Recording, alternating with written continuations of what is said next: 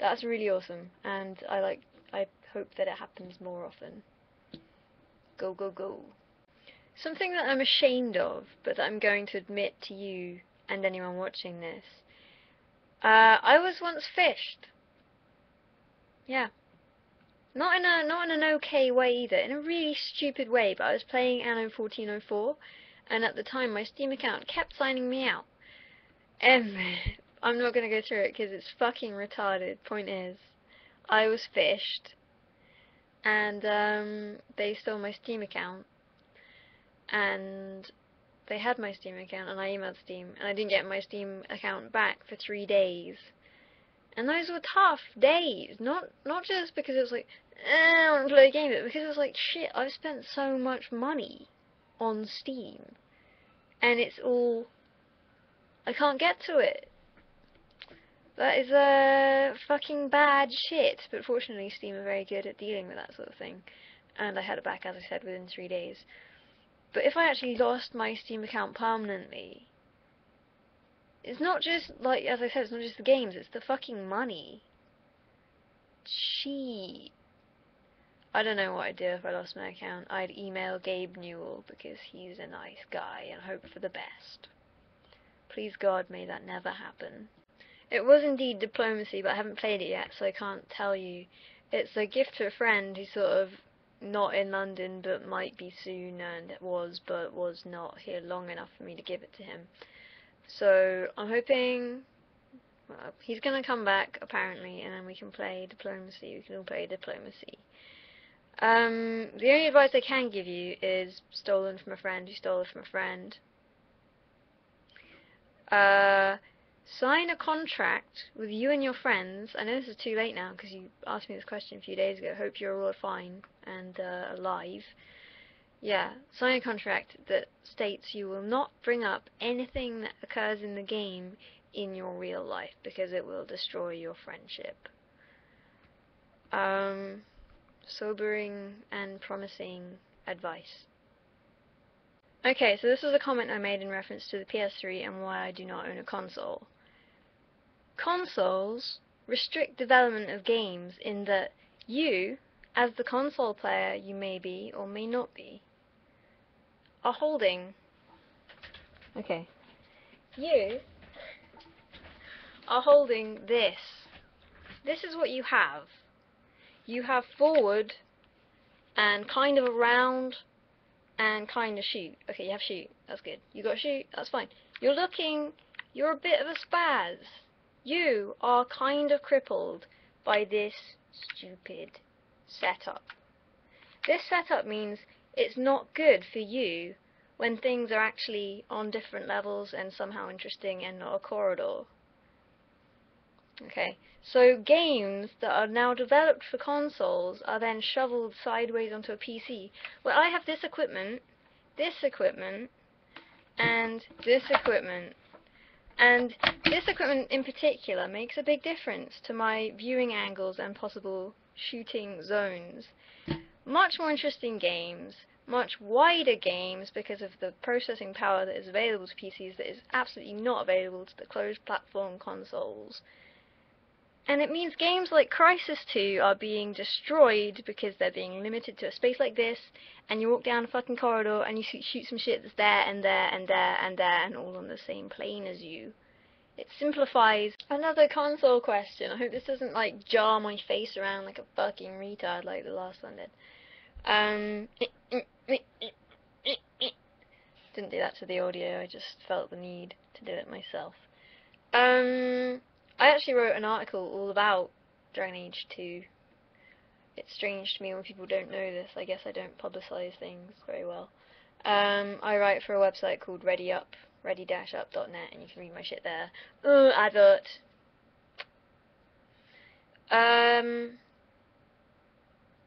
Dragon Age Origins is good, because as you say, it has some layers of grey. I like the conversation structure in Dragon Age. I really enjoy it more than some people do. Pointless caveat. So it feels somewhat, you know, it's not a well-defined avenue you're treading, and you're taking paths on a on a thing.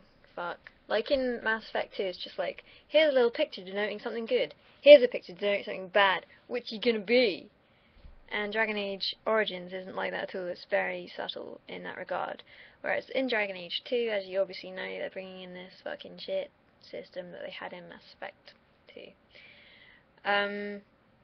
Wherein everything you say is very clear and everything is delineating you to one side or the other of a coin. And that's very annoying, and there's lots of other aspects about that game that I find super annoying. Which I have written about, and you can read.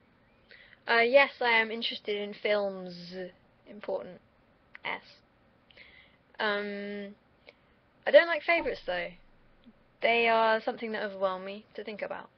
So I'm just going to list some films I like, and probably some things that I might put on the list would be in that list, but it is not necessary that they would be doing that. Yeah! Onward! And Fistacular. Dr. Fist. No. Yes. So, There Will Be Blood, one of my favourite films of the past 5 years. I said it. Favourite. Primer, one of my most enjoyed sci-fi films about two nerds who build a time machine, very appealing to me. A Single Man, I saw it very recently.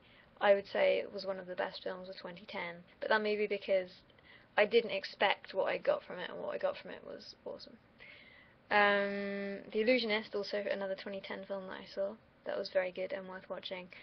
Animated off the back of Triplets of Belleville slash, what's it called? Belleville Rendezvous, depending on the country in which you reside. Really good, you should watch it soon. Once Upon a Time in the West and The Godfather Part 2 are very firmly planted in a sort of generic manner. And those are some films that I have thought of, and now my mind is gone blank, and I am blank, and my voice is blank, and my face is blank, and I am blank, and you are blank, and we are blank, and goodbye.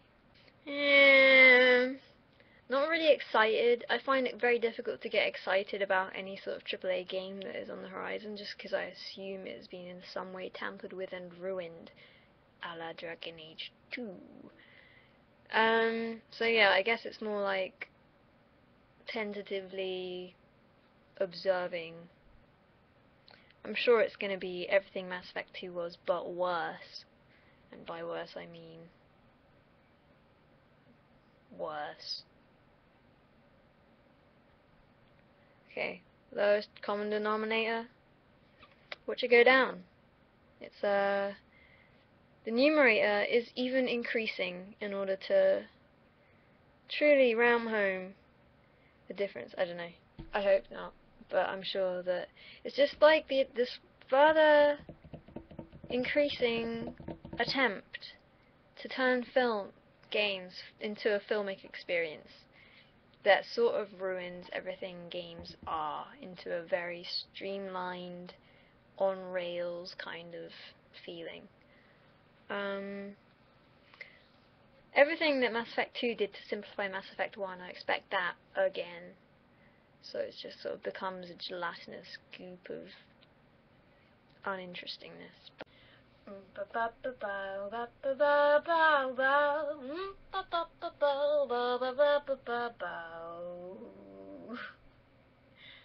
At Birthmorn Park, the little boy Ned raised him on the banks of the riverbed. Houseboat tied to a big tall tree, home for my papa and my mama and me. 3 o'clock, Papa jumps to his feet. Already Mama's cooking something to eat. 1/2 past, Papa, he's ready to go. Jumps on the pier, heading down the bayou. He's got fishing lines strung across the Louisiana River. Gotta catch a big fish for us to eat. Catching, setting traps in the swamps, catching anything he can. Gotta make a living, he's a Louisiana man. Gotta make a living, he's a Louisiana man. Ba ba ba ba boo boo. Something like that. You guys making me feel like Mass Effect is the only game I've ever played. This is referring to Mass Effect. P.S. I don't have a crew yet. I only banged Thane. I was gonna bang the chick who's sort of the PR chick, who's pretty nice, but I blew it with her quite early on, and then she stepped right back, and I couldn't quite reach her.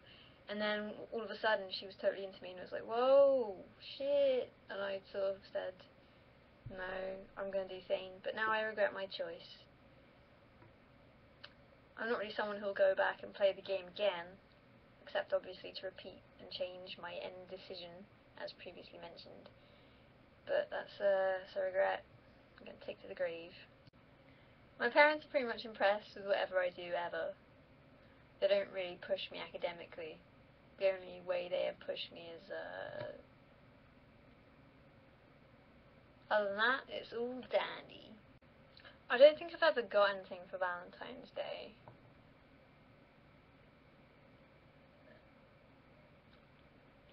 Feel free to send me a shitty e-card. I think this is actually the worst thing anybody has ever said to me. Somebody asked me in a thing on here if I'd ever been offended by anything, and I didn't reply to it, but the answer's going to be no. Until now. I'm offended. Fucking mortally. I think that guy's a giraffe disser of unforgivable proportions, and he needs to go and say that to a giraffe's face and just see what happens. What a dick. All this meta, other people, incesticide is making me feel a bit sick, but Darbot is super fucking cute. Like a cartoon character. Good human. I like watching her talk and be alive. I get angry a lot without noticing. I sound very angry sometimes when I'm not angry in the slightest. I'm just saying something unbeknownst to me. It's coming out in a sort of rage-laced way. It means at university people talk about rose rage and sing a song about it sometimes. And like earlier on I was in a lecture and I just asked the lecturer if he'd written something wrong on the board, which he had. I said, is that supposed to be? And he said, yeah, sorry. Apparently I sounded very angry when I asked this. And I wasn't angry in the slightest. All the time, people say, calm down, Rose. And I don't know. In a way, I don't dislike it because I think it's quite funny. But it's also very odd to just feel entirely normal and then somebody tell you that you seemed really agitated and angry and like overbearing when that wasn't the intent. So I don't know if I'd change it though. I feel like that's an aspect of me. The accidental rage. So maybe I just change everyone else so that they know that about me. That's not the question, is it? And that's very arrogant. Change everyone else to fit around me. That's my answer. That doesn't even work. Dogs are much better than cats. No contest.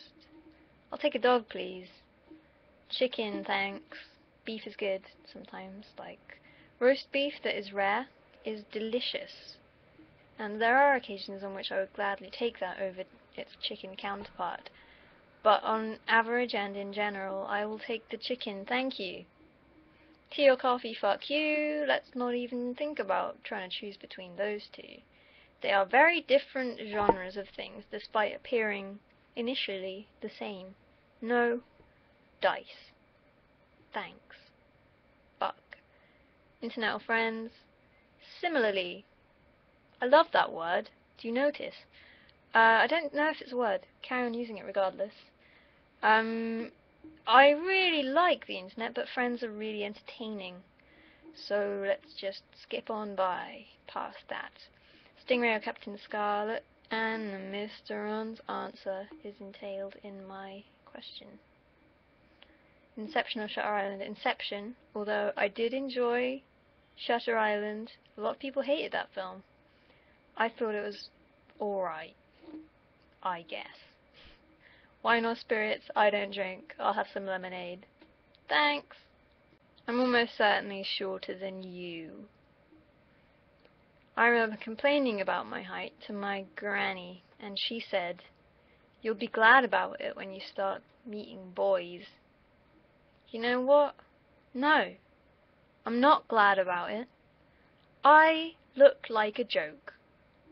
I'm 5'3", which could be worse. You know, it's not quite midget status, but it is bordering. And I do feel like I'm a little too underwhelming or just funny. Either way is not good. My shower is annoying me hugely. The way you control the temperature, there are 2 taps going to the same shower, hot and cold. You know the drill. You know this.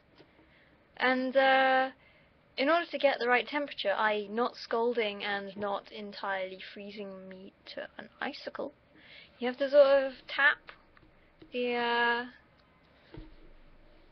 tap. You have to tap the tap. I'm going to say that and not think of another word because I don't think there is one. You call it faucet, I guess, maybe. Whoever you are, wherever you're from, you might call it faucet. I would call it tap because this fine land is where I was born and raised. And you have to tap it so gently to get to the right temperature because every slight tap, the resolution on this tap is obscene. Like 10 degrees per micron. And it makes it very hard to get the right temperature and just be like, I'm cold, now I'm too hot. It was easier adjusting the lens of a laser in order to make it laze than it is to fucking control the... So my shower is annoying me every week. Every week. I actually intend to play diplomacy with 3 males, one of whom is my boyfriend. So get at him.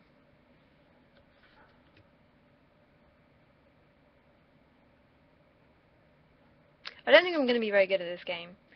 I played Neptune's Pride, which is about you have a flight of ships. It's an online web browser game. I recommend trying it out. You have a bunch of ships, and you fly from planet to planet, star to star, planet to planet. And you attempt, well, what you do, you go and fly to the star and you take it and then you build your armies slowly. Usually I build them too fast because I'm like, shit, gotta have a fleet. When no, you should really be upgrading your economy and other surpluses. This is going dreadfully. I would usually stop at this and record it again, but instead I'm just going to say it and then possibly delete it soon because I look like a raving spaz. Yeah.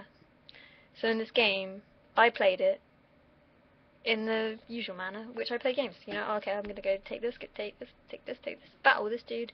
Cool, cool, cool. Oh, I'm wiped out. Every time I was wiped out, it became apparent very quickly that what you absolutely must do in this game to survive is talk to the other people, make deals with them, bargain with them, work it out for a little while, and then just fuck them over. Carry on. This is what diplomacy is. But I'm not so good at the old interfacing option. I quite like the just brute force approach, and that didn't work well in that game. I don't think it's going to work well in this game. I think I will be sunk, but I'll report back at a later juncture when I have played the game.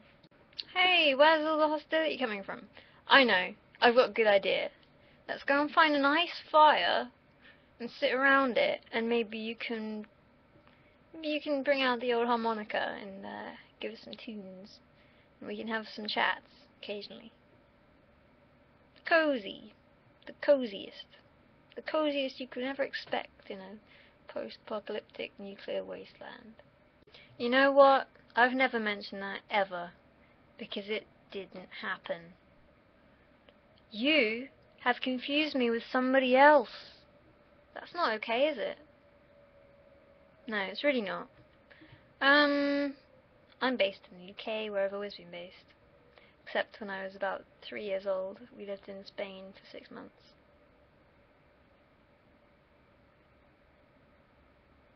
How do you quantify reality? Come on, Francis, tell me.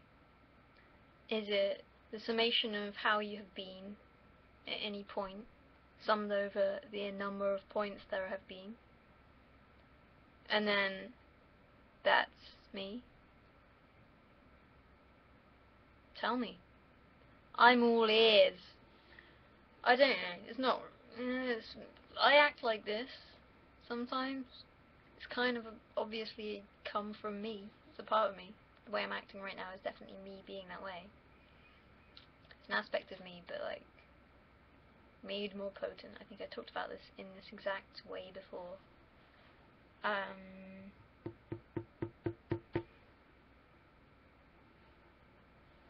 Sure, it's an aspect of Real Rose, just as is and would be everything I ever do. I'm sorry this is such a late response, but I think a late unicorn is better than no unicorn. So, alright, here we go. A bit of trivia. You know that a unicorn's thing. Well, you know how only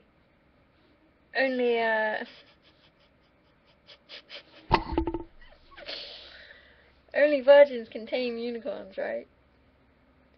That's because the unicorn becomes so filled with lust that he can't keep away from the from the fucking virgin.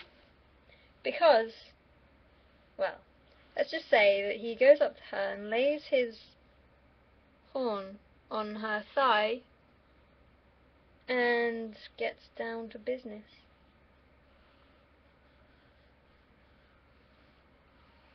Right, here is this super fucking... What do unicorn tails look like? I have no fucking idea. There we go, that looks realistic.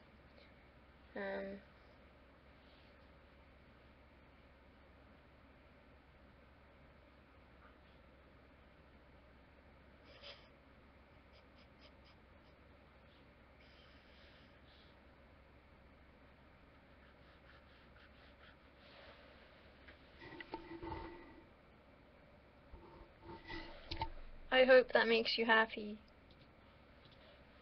I'd rather sing it in the style of Bonsai Buddy circa 2001, because that shit won't leave my mind. Irretrievably burnt on the fucking skull. Daisy, Daisy. Bonsai, you ain't my buddy. Filling my screen with purple annoyance. Give me your answer, do. I'm half crazy. Much like everyone in the fucking world, I like Johnny Cash a lot, and I like most things he's done.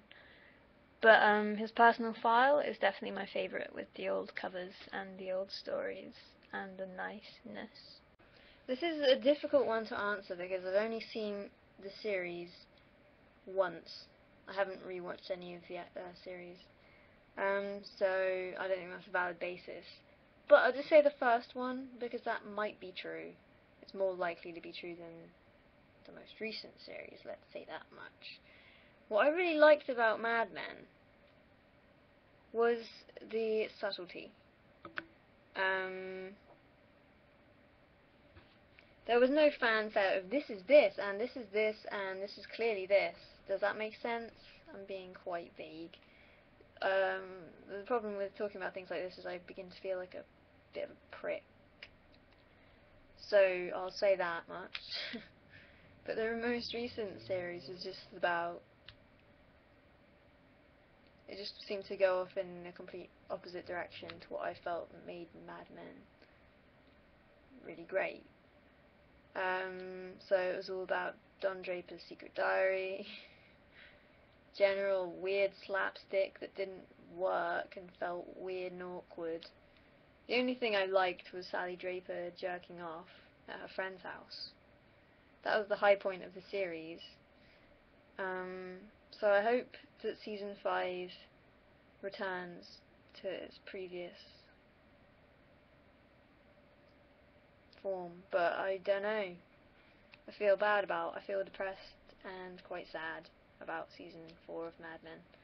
I hope it gets better, but I also doubt it a bit. Come on, prove me wrong, guys, please. I studied psychology briefly and was kind of dismayed at the whole thing. On the level I was on, it was all about remembering things, essentially. That seemed to be what a lot of the psychology learning curve involved, just memory tests. I don't know, maybe that changes. But psychology for me is one of the lesser sciences. But bear in mind, I do consider every science that isn't physics lesser, because that's the kind of person I am. But yeah, psychology, unless I like the sort of literal hands-on application of psychology, like, you know, get the fingers in the brain and do shit and see what happens. I like the neurobiological side of psychology a lot. But not so much into the rest of it. Sure, it's a science, kinda, but not very convincing, and I think quite open to bias. Sorry. Basically, yes. There's this air of superiority about physics and physicists. Lecturers, during lectures, will, like, you know, just casually downtread any of the other sciences, just, you know, without even thinking about it. The mere mention of chemists gives rise to a whole series of sort of jibes. From any given lecturer, it's the same thing, and it's quite difficult not to find hilarious. And I'm buying into it just because it makes me feel good. You know that Darwinism existed before Darwin, right? And everything previous to this point has led to you existing, and me existing, and us existing. And if that is predicated on the fact that only assholes and jerks reproduce, that means that is necessity for us to exist now, here. Do we all suck? Maybe you could argue yes. I think the degree of suckdom is quite a constant throughout history. It's easy and depressing, but easy, to think that we're on a downward spiral. But if you look back throughout the previous decades and centuries, you'll see people saying the same thing over and over again, complaining about the youth of today, wherever you are at that point in history, and I think it's much of a muchness. But I hope that. I kind of think it, and I hope it. I'll assume you're talking about YouTube. I don't know, I'm assuming that from the get-go. I decided, my decision all hinged around the fact that I was bored in my bedroom one day, and there was a camera there. That was the extent of my decision. It's something I do when I'm bored. I also like watching some other people on YouTube, so I liked donating to the sea. Am I surprised? Yes, I'm incredibly surprised and weirded out by it, but at the same time it doesn't seem real in the slightest. It's numbers. To begin with, when it was, you know, below 100, it was like, whoa, this is a lot of people. But as it gets bigger, it just gets more and more incomprehensible, and I don't know, it doesn't really, I don't really think about it very much, just because it's not something that comes into my head, and it's just weird. So, yeah. The way I treat a person depends entirely on whether or not I like them. Somebody can be really stupid and likable at the same time, or somebody can be very clever and also very unpleasant. That's the way the cookie crumbles, as I'm sure you're aware. So it depends more on that than any sort of absolute smartness. Or, I don't know, you're less ascendant. What does this mean? I'm taking it to mean in terms of smarts, the smarts. Those are the smarts. Still talking.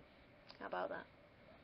Soul Crushing Disdain is available to those who require it. Yes, I most certainly would. I think voiceover work would be pretty awesome. I just don't have the right voice for it, I think. My voice is kind of dual-layered mumble grumble-ness that isn't ever used, and I don't think it's useful, which is a shame, because I would be thrilled to do anything like that. It'd be awesome. Hum. In what regard? Maths is, for me, harder than physics, even though it's entailed within physics. The thing is, physics is the literal application of maths. Physics is kind of where maths becomes useful. Otherwise, it's a kind of pretty abstract world, which I have a great amount of respect for. But, basically, maths is entailed within physics. Maths exists in that realm too, and it's very necessary. And very fucking hard. Okay, chemists and biologists are probably more useful to the human race than physicists. They make things and discover things and realize things that mean we get to live longer, like considerably longer, and that's really useful to physicists and humans at large. So, in that regard, they're pretty good. I'm glad they exist. But on a more personal level, biology, I don't have much of an interest in. The guts and organs and shit. No, thanks. I like neurobiology, as I keep saying, it feels like.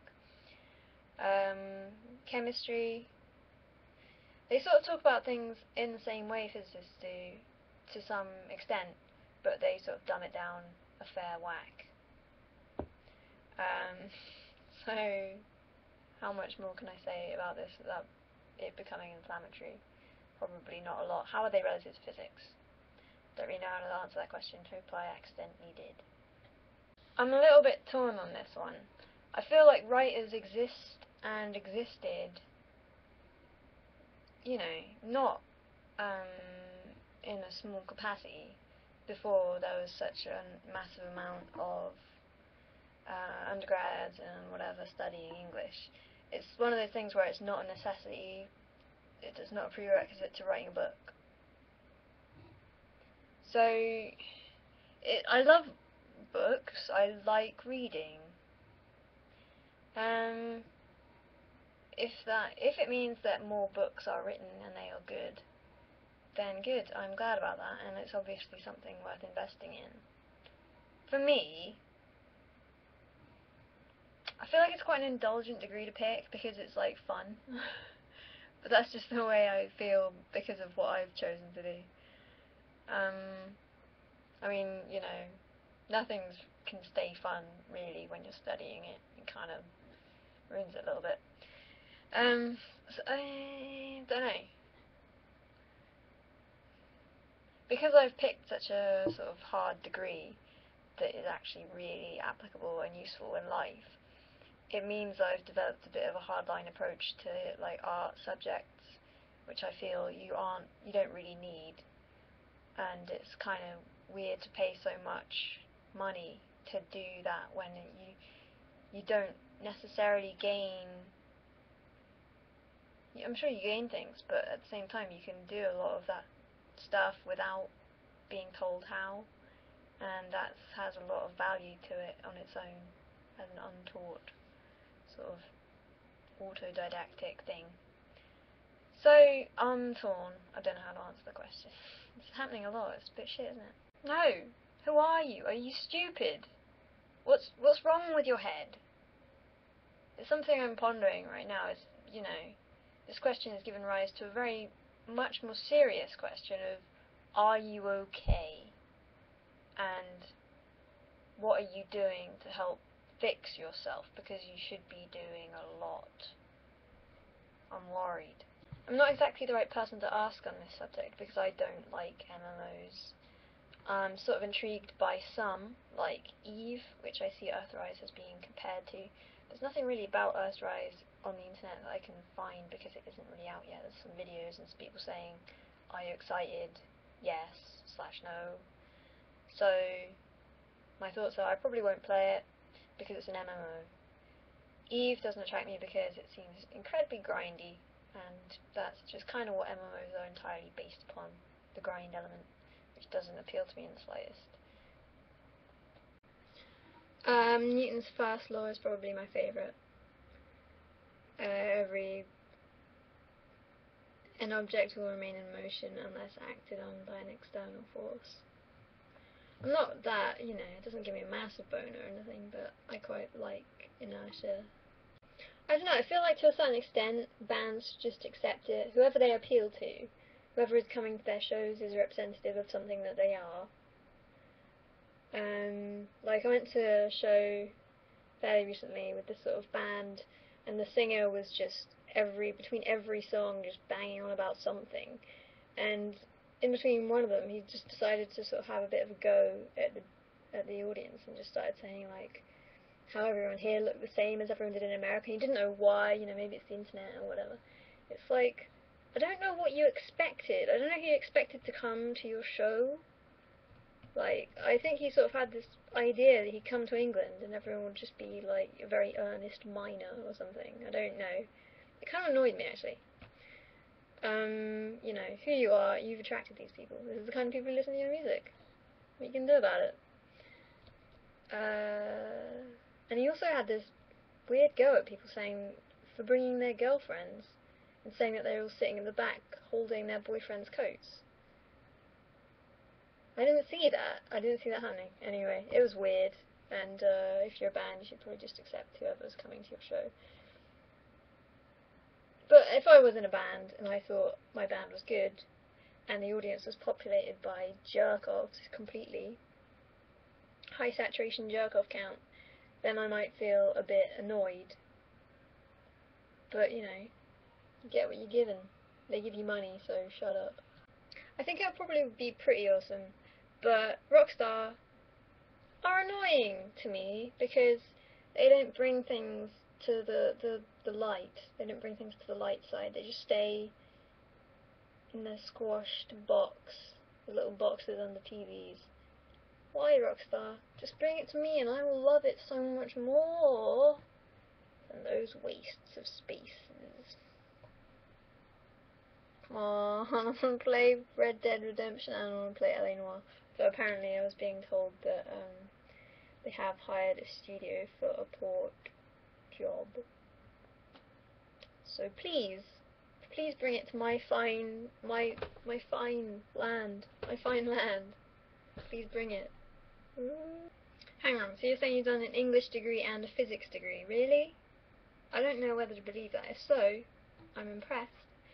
But I mean, I think that within physics there's a shitload of stuff that you have to learn that is not instinctual in the slightest, and you have to have so many tools at your disposal that you have to just integrate into your mind to have always. And I just feel like the amount of knowledge that you need to be siphoned into your brain and then retain far exceeds that of an English degree. I'm sure an English degree is hard, but I think physics is probably harder. If anybody else has done both, please talk to me about it. I'd be interested to hear what you have to say. But, I don't know, I think the lack of... I stand by what I say. I don't really know much about this guy, other than he's the Unabomber and good at maths. If there's a good book about him that you've read, let me know. But yeah, I very much enjoy those kind of stories. There's the other guy, the Russian, who's, I think it was like last year, he discovered something that mathematicians have been struggling to find for centuries or whatever. Three-dimensional manifolds, something like that. And that's very appealing to me indeed. The fact that he refused the $1 million prize by saying through his door that he has all he wants and refusing to leave or do anything about it. So those kinds of people are truly assets to society, and very, very nice to know they exist. Yes, but I feel that if you do any sort of arduous task for a long time towards a certain goal, it will probably help you, regardless of what that thing is. It's just that a degree is recognised by employers and they see that you've done it from that fact. I'm sure it does help everyone, or most people, but at the same time I'm sure it doesn't help a lot. I'm just getting flooded with these questions now, after saying what I said. I like art. Shit, yeah, art. Cool. I'm not, an absolute Philistine. I just see that it can happen and be around without the need for a degree. The same can be said of anything. The same can be said of physics, obviously. It's just that very much...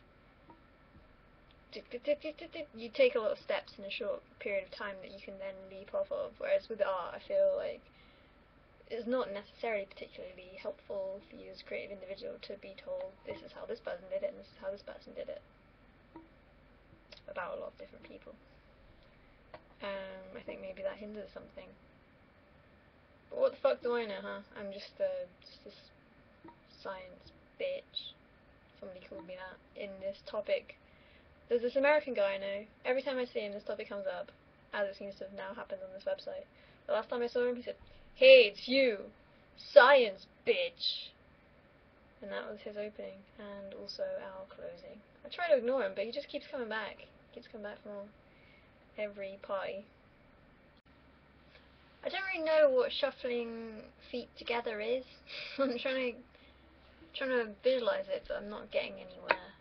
I have been told that I run in my sleep like a dog, which I don't like, and sort of choose to deny. This question overwhelms me. What is it that I do with my life that's a big thing? And I feel that anything I could possibly say will be underwhelming and ultimately depressing. I'm tempted to lie, something about orphans. That gets a good response, or so I hear. As it is probably clear by now, I'm on a physics degree. It seems to be coming up a lot recently, and I even wrote it on this page, so that's perhaps a irrelevance at this point. Is that something I'm doing? That feels like the thing I'm doing, and every other thing is just a side quest or a helicopter. I can fly a helicopter. I do fly several helicopters simultaneously on a regular basis. That's another thing I do. I play games, although not so much lately. Been slacking. Don't have a go-to game, which has given me some jip. I've been reading more, which is considerably on whack. Go to see films a lot. Sometimes I go and see bands. Recently been going to a lot of weird parties. Varying degrees of weirdness, but the weirdness always very apparent. I'm sorry. Nothing I can say would make me feel good about myself, so I'm just gonna stop it here. You're on the internet. You know that, right? Everything is very easily obtainable and free. But casting that aside, you can download OpenOffice, which is like similar to Microsoft Office but free. Don't know if you know about that. I'm not actually entirely sure if it does grammar check, but it certainly does spell check, which is one thing. Otherwise, the internet for free. Be the avail. I'm a very great fan of Battlefield 2. I played it the whole of the summer that it came out, pretty much non-stop. I mean, it houses everything that is good. It did house also, unfortunately, the fragmentation of communities. It's sort of the beginning of that, in a way. Expansion packs that just meant people splintered off into their consecutive, and that sort of kind of ruined it a little bit. Which nicely DICE are doing, /EA, by releasing a a pre-order bonus, which includes 4 maps or 6 maps or something. Not cool. I'm a very great anti-pre-order boni kind of person, especially when it's shitty things that are already fracturing things, and meaning, because I'm not pre-ordering it, I won't get to play those maps, so I'll be second out of a group of people who will be able to play those maps. I mean, I probably won't pre-order it, maybe, possibly, maybe. I don't generally pre-order games, haven't pre-ordered a game in a long time, but if Battlefield 3 is as good as Battlefield 2 and doesn't seem to be giving up too much to the Black Ops / just Call of Duty as a franchise now as it exists, God, then it's possible that I'll pre-order it. Basically, yes, kind of excited, but also, you know, fear and trepidation haunt my every step in that regard, as is the way with a lot of high-budget titles, / all high-budget titles. But I really hope it's great, and I hope it's like Battlefield 2 and not at all in the slightest, least bit like Bad Company 2. When I was 19, I went Europe for a while, and I stopped off a festival called Flufffest in the Czech Republic, and I had a lot of fun when Bane were playing. I mean, that's probably the most fun I've had at a show. Seeing Bane, being at the front, getting crushed, and jumping on the stage, and everyone else jumped on the stage, and it being very fun and just being good. That's probably my best. Probably the best concert I've been to, but it's not really a concert I've been to, it's just a band that were playing at a festival I was at. And I mean, they're not particularly sophisticated, but they are very fun, and I do enjoy them. But I've been to lots of other good shows also. I was using it to describe something facty, and I see now clearly, by the use of definitions and Google, that it actually means something that's thought to be true based on the fact it's been in print a lot, but isn't actually necessarily true or at all true. That's pretty weird, pretty good. I like it.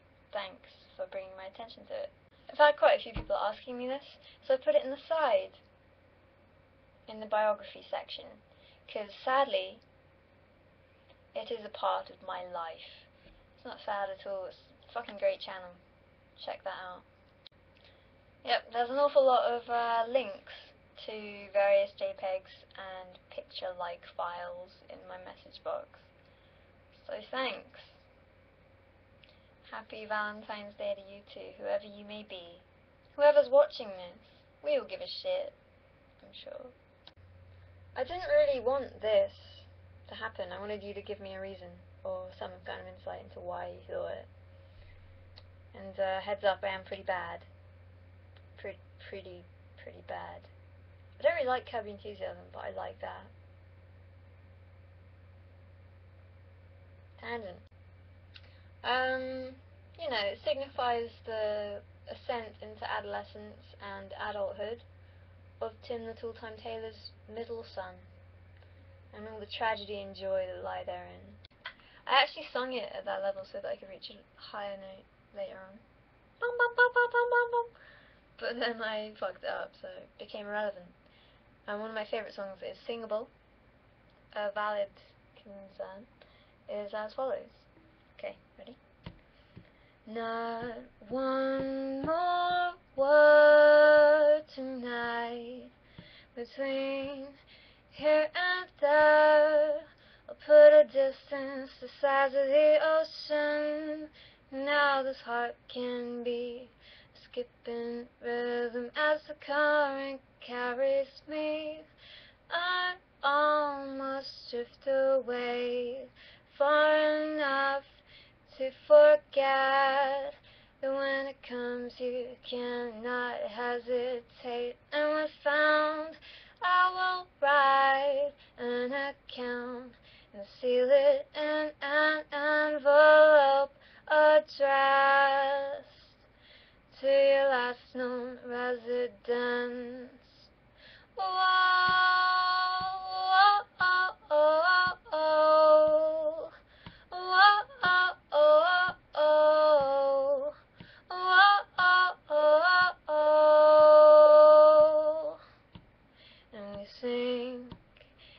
drown, and what is lost can never be found.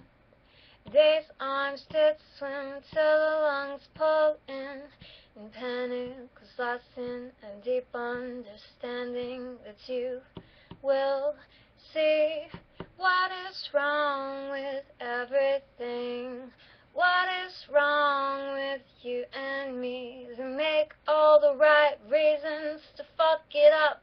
You gotta fuck it up a while. Gonna run out of time. There it goes. Goodbye. This question is a funny. I don't know. My nails have the colour on. That's the thing, right? And I have hair that kind of goes down to like here. That's the thing that chicks do, I guess. What else do chicks do? I have vitamins. They're multivitamins with iron.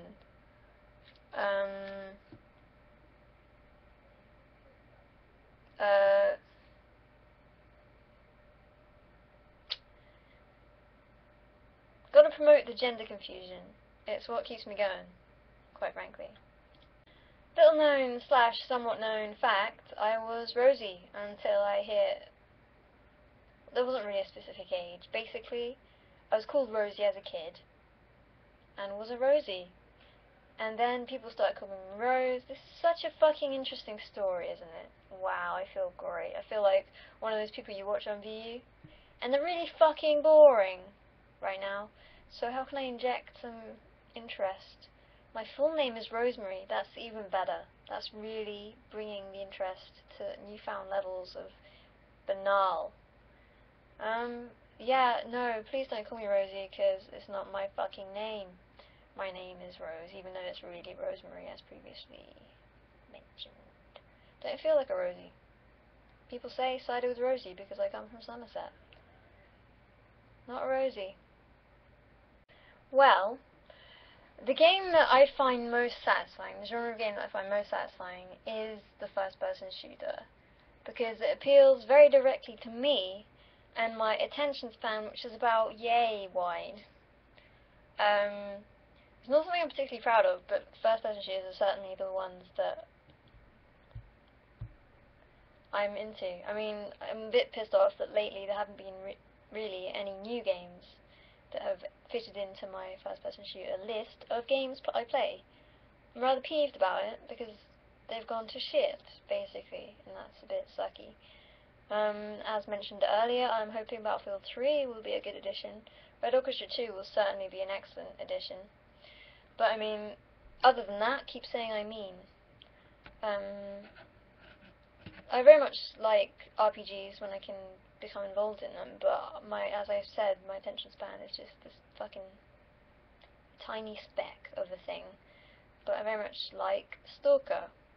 I've played Stalker Shadow of Chernobyl for some hours, and it's one of the most impressive games I've ever played, even though I haven't played it enough.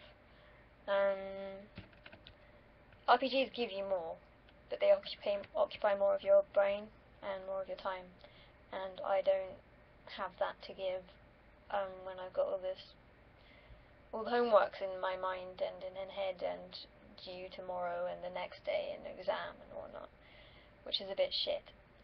But so yes, I also play puzzle games. Bit shameful, but I do that sometimes.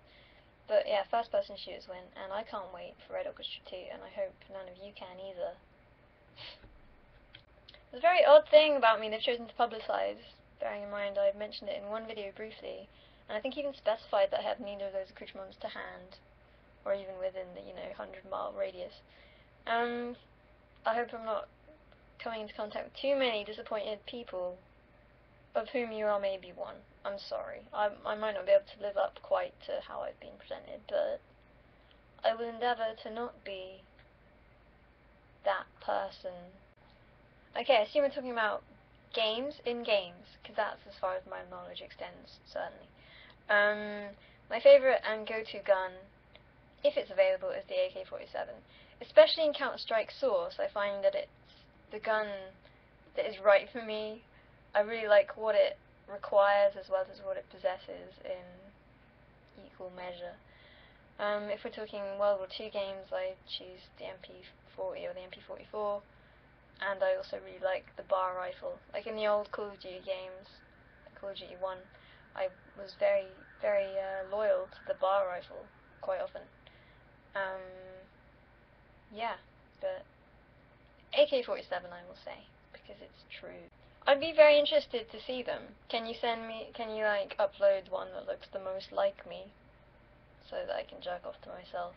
I guess that doesn't work, does it? No. Age just sort of tends to melt together when you get on a bit. Yeah, I guess I was 21 or something. You can see me in the pictures with blue hair at the front if you care enough. No, not at all. I'm entirely amused by the troll contingent and all of their constituent parts. There's a great many constituent parts of said trolldom, and not even necessarily attempting trolldom, just happening upon it, almost perchance. I think it's awesome and funny. I don't feel bad about it at all. I come here at procrastination o'clock. Oh look, it's time for some procrastinatory oratory. Hi. I'm on the cliff. The abyss is over there, and I'm just willfully throwing the minutes away. The valuable minutes. The more valuable they are, the more I enjoy just throwing them away. It makes perfect sense. I have a midterm tomorrow, so I'll probably be here throughout the day at various intervals whenever I feel like maybe I'm getting slightly close to being productive and, successful in life. I'll be back, so here goes. I have seen it, and I didn't like it. I didn't expect to like it, but it was also worse than I thought it would be. I knew it would be sort of various degrees of douche chilling throughout. I don't like Michael Cera, but then I didn't like anybody else in the film either. It had a sort of tepid vacuousness about it that I didn't expect. It was just a bit of an empty film. It fits in the same category for me as Juno and Garden State, but in a less abrasive way, just because it's just so nothing that it couldn't really offend me. It was just like, this is bad and quite boring. And I found the video gamery quite forced and unenjoyable. And I like games, and it just didn't convince me. It felt like Edgar Wright was old now, and sort of attempting to relive an old person's view of what it would be like growing up in America. Didn't like it. I feel like string theory is sort of a fairly advanced branch, not a branch, but just a fairly advanced Sudoku. It's like something, so it's like a puzzle game that they're all doing together, and you can match things together and, oh look, this works. I've made this happen, and this is a framework that I've invented that works. But how useful is that when it's so untangible? I feel like if they all used their minds towards something slightly more based in reality, in a more direct manner. I mean, obviously they think string theory is entirely based in reality, but I mean, if they were working towards something else, then maybe we'd get something more out of it. There might be considerably more to be got out of that, out of not string theory. And as you say, it is a religion essentially, because there's no way to prove it, and people are, I mean, it's based on maths obviously, but there's so many competing alternate theories, it's too abstract for my taste. But they can have their fun, that's alright, I guess. Do you really feel like I need another outpouring, another aspect of me on the internet? I feel like I'm slightly over quota as it is. I'm not about to initiate a whole new world. You can close your eyes, because it ain't gonna happen. If I had more time, if I had a degree, then I expect I'd do something else. I do other things, but you can't know everything. I'm sorry. feel like I'm not as much of a dick as your average cat is. In my day-to-day life, I am not liable to acting aloof to the same extent the cat is. I have my aloofness at given junctures, but I think overall it's counterbalanced by a lack of aloofness. So I'd say no, I'm not a cat, due to my lack of aloof. Right now, England is treating me to a swath of grey all over my face via my window. It's not too cold, which I will give a thumbs up for. Thanks, England, for not being too cold. But last night you were a little bit too cold, weren't you? The day was quite nice, there was some sun, but then in the evening you just punched it home and I was a bit chilly, I must say. England, that wasn't a treat. I hope to be treated more by England in the coming months, owing to the fact it will soon be May, my favourite month. Overall, England is treating me at arm's length, and I can see a single magpie at the moment over there, which doesn't make me feel good. Fuck you, England. Fuck you. This camera is a Lifecam VX1000 that I got for free after opening a bank account. Not a great camera. The microphone in it is appalling. I use an external microphone. Wouldn't recommend it, but if it's cheaper than the others, I guess it's alright. You can see what it's doing, basically. And for my YouTube videos I use this, which is a Creative Vado HD, which isn't HD, it's 720p, but it's okay. It'll do me. I didn't know English accents had even the vaguest appeal to Australians, but I guess you learn something new every day. Vitamins, is that... okay, vitamins. Americans say... I don't know, what do they say? Australians say vitamins, I think. Is that right? Yogurt. That's funny to you, I suppose, if you say yogurt, or yogurt, or yogurt, then yogurt is a bit weird, kind of funny. I can appreciate that one. But book, really book, what is there to be said about that? I don't know, don't understand that. How do you say book? Maybe I'll go and ask you to say book. Maybe that's what I'll do. Okay, well, I don't tend to spend top dollar or anything approaching top dollar for graphics cards. I usually wait till later in their life cycle when they're slightly cheaper. I usually like to pay around £150 for a graphics card, and at the moment the thing that fits that is the 460, which is a good card. But I think I'd prefer to wait a few months, maybe a bit more, until the 560 or the 6950 go down in price. But I'd probably prefer to spring for the 6950 if it's moddable to the 6970 still, and is easy and with a very tiny number of brickable fences. But it's difficult for me to say at the moment because I'm not researching it myself, because I have no immediate need for it. That's just sort of general sourced information. So think about what you need and what is your budget, and if you can wait. All those things are very important. Yep, I sure would. I mean, it does depend slightly on the context. Do I have to kill this person to then eat them? If it's survival in that I have to kill them to eat them, probably not. If there is a person who's dead and we're like, hey, that person's dead and we're quite hungry, I'd eat them then. Or if they got a bit sick maybe and it was for the best, maybe I'd eat them then. I have no problem with eating a human.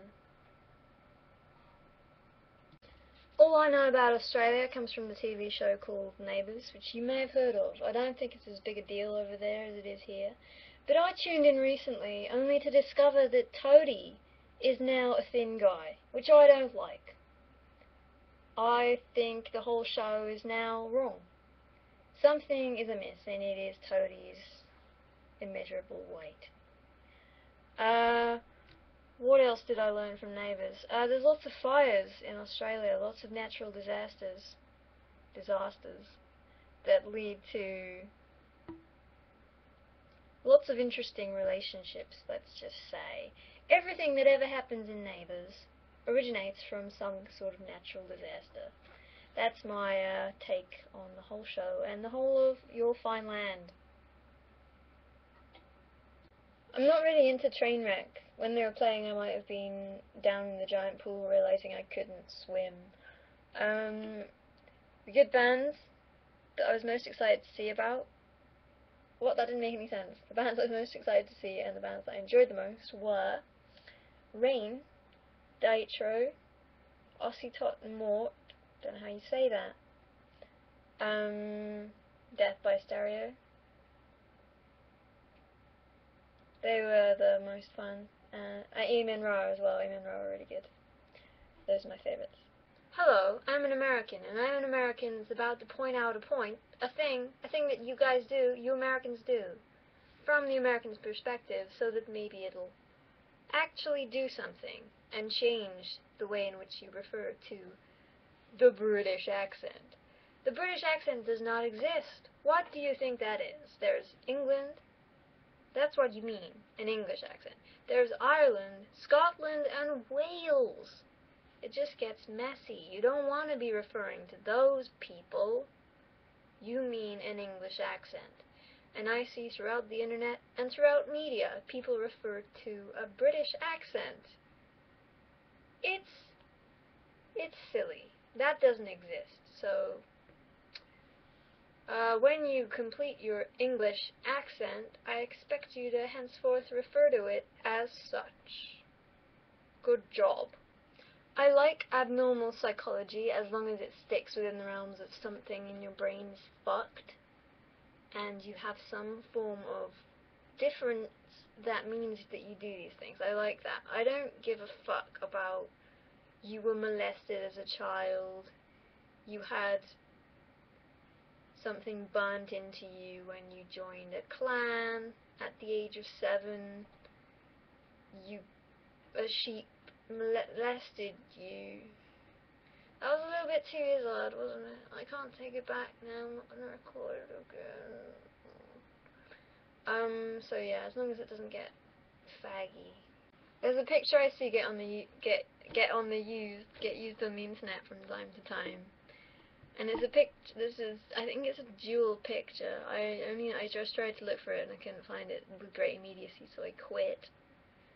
Yeah, that's the way the homework's going. Also, so there's two pictures and it's of a horse in both instances. And in one, the horse is just happily running, and in the other, the horse is like magnificently tripped up and just sort of flailing, and it says something like, I don't know, I just love that picture. It's amazing. I hope that you have or will come across it at some point in your internet career. Internet stalking is a weird concept. Like, you're just looking at something people have put on the internet, or a person specifically has put on the internet. I do that. I don't feel like a stalker.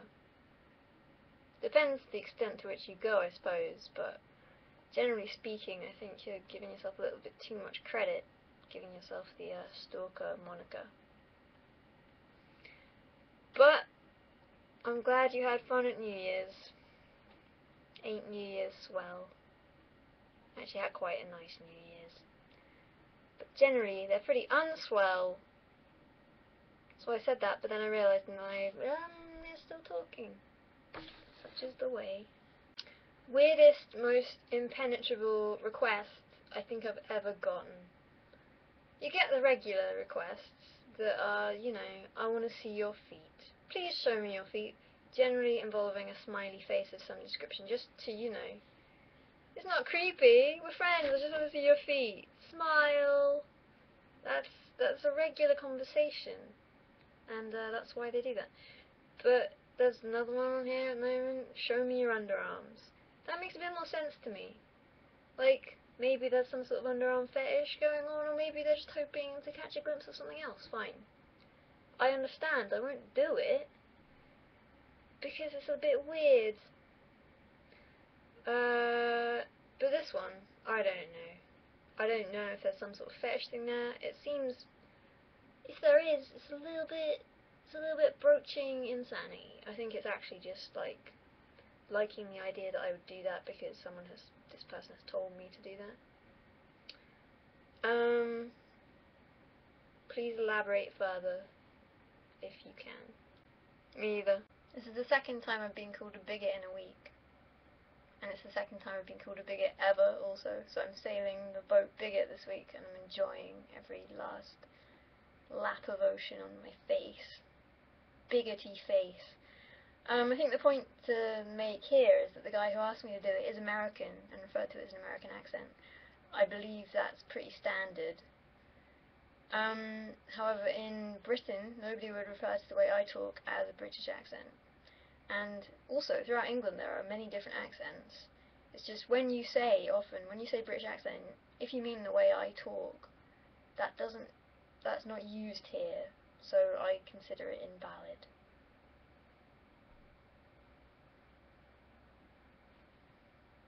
Bigot boat. So it's like shoe on head, next generation. It makes sense because shoe on head doesn't require much. People will do that without really questioning it, just because they think it's a bit of a laugh. Bit quirky. Whereas with something like red marks on the face, you have to first have a red marking tool, and then, you know, the likelihood of somebody having the red marking tool and then also doing it on their face is quite small, which makes the screenshot a bit more of a trophy. I think that makes more sense. Ireland isn't in Great Britain, but it is in Britain, and you spelled Britain wrong, and I've said Britain a lot. Well, I'd just gotten up from a failed nap, and I had an exam this morning that went a bit shit. Gibbs Energy, who gives a fuck? Who? Not me. 19.9%, because a lot of questions are really boring or really stupid. No offence to anybody. Although feel free to take the offence, because it is there, if you require it. This is a difficult one, because I'm fairly ambivalent to both of those people, and the question doesn't actually say I have to shoot one or the other, but I'll take that it does. I don't really understand the popularity of either of these people. I think because they're quite English and deemed as clever, I suppose that's reason enough in this day and age. I would shoot Stephen Fry, because although Richard Dawkins hasn't donated much to the world for me, he has written a popular book about atheism that's probably challenged a few religious people to rethink their beliefs, and that's worth something. I react really badly. I can't handle it in the slightest. It just makes me feel uncomfortable and a bit bad. I can't even really take the compliment on and feel good about that. I just feel so aware of the fact I'm quite embarrassed and probably a bit red and just not enjoying the general atmosphere of that situation. I think my annoyingness is basically, it revolves around what I talked about on here before, which is that first of all, I can seem like I'm really angry when I'm not, but also I can take things very seriously when they're not supposed to be serious, and it can escalate situations to untowardness just because I'm unnecessarily bullshit about it. What else?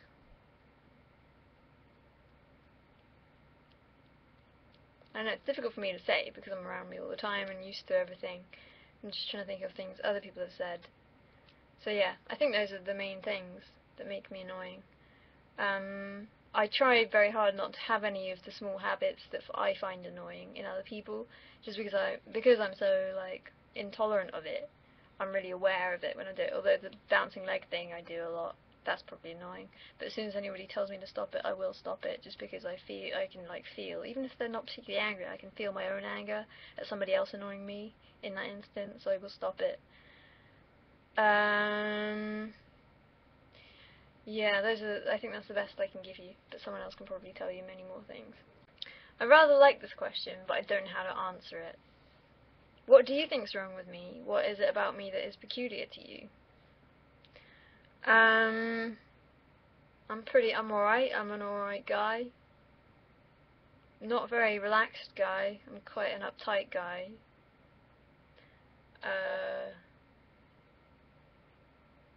Tell me about my peculiarities, because I want to hear some shit about me. I think the most masturbatory experience outside of actually jerking off is probably reading a book that's been written about you. So I guess I'd pick that, but a statue of me would be pretty sweet too. So,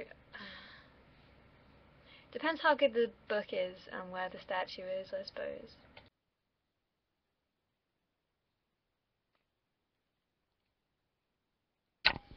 Microphone. Hello. Is this on the right thing? No way of telling. I haven't used MATLAB. I've only used Mathematica from old Wolfram. It's alright, I'm fairly ambivalent towards Mathematica. It does its job. As to how MATLAB makes me feel, maybe I can fill you in on that at a later juncture. I guess this is because I put relationship advice in my thing, and as such, really have a duty to answer this question. I'm all yellow, like a Simpson. Okay. He said you shouldn't go out, can't go out, because he's a shit boyfriend and you'd only end up fighting. He's trying to put you off because he doesn't really give a shit, I think. Maybe I'm wrong. But you ask me because I'm the sage when it comes to relationship advice, so don't go there, sister. The sad fact is that what really makes me excited at the prospect of going to America is all the things I could possibly eat, all the burgers, all the burger chain burgers, and decide which is the best. I see people arguing on forums about them all the time, and they post pictures of them, and it's like, oh, and I want to eat them. And that, I feel, would primarily... I'd love to visit America and travel around America, but the food gets me excited. Giant portions, the niceness, the lack of shame. It's all attractive, and I will return a heifer. I didn't know anything about it. I went on the website. 7 or better is referring to penis length. You'd say you enter your penis length, and then the chick decides whether she wants to date you based on that number. What a weird idea. Who had this idea? I mean, obviously I'm fine because I'm way over 7 inches. But what about, you know, common decency? Are you the same person who's been asking me if I like Radiohead once per day for the past 11 days? There's a lot of it going around, and I've seen it around the place as well. There's this Radiohead fetishists. Or just one person, one interested person who just fucking loves Radiohead. Questions for your questions. Radiohead are okay? When I was about 15, 16, I fucking loved the Bends. I still really like the Bends, and I still quite like various Radioheadities. Their new album is a bit weird. He's just a little bit grating, a little bit of an abject jerk without any sort of humour about it. I think the lack of humour is my main complaint. And the way he turns up in programs. There's a program called Animal Autopsy, which is great. It's a great show.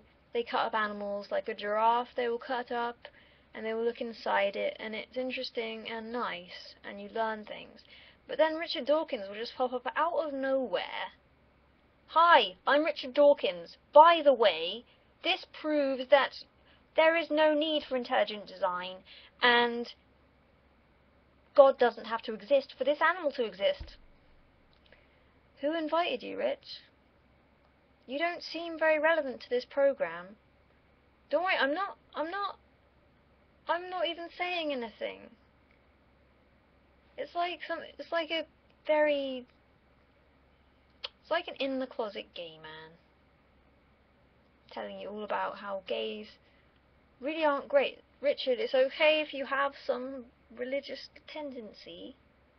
I don't. You can. And no one's gonna mind. It's like he's overcompensating a little bit sometimes, and I find that funny. But, maybe if he had some sort of sense of humour, and, you know, wasn't quite so annoying. Okay, advice on this subject is a weird one to have to give. If you see me somewhere, probably be a bit better if you didn't say anything, because it'd be a bit weird, make me feel a bit strange. But then again, if you're just gonna stare at me and make me feel like a incoming rape victim, then maybe it's better to say hi. I'm not weird, I just know you on the internet. Regardless of how pleasant you may or may not look. I think generally I lie in order to de-awkwardify or change tack in a conversation rather than any sort of malicious purpose. It's just a tool. I guess I lie to some people if I don't respect them and I'm bored with the conversation, and then I might just throw in a lie, an obscene lie, an absurd lie, and just see what happens. But even that, I'm more likely to just walk away.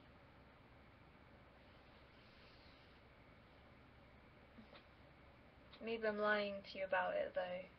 Huh? Huh? I think that.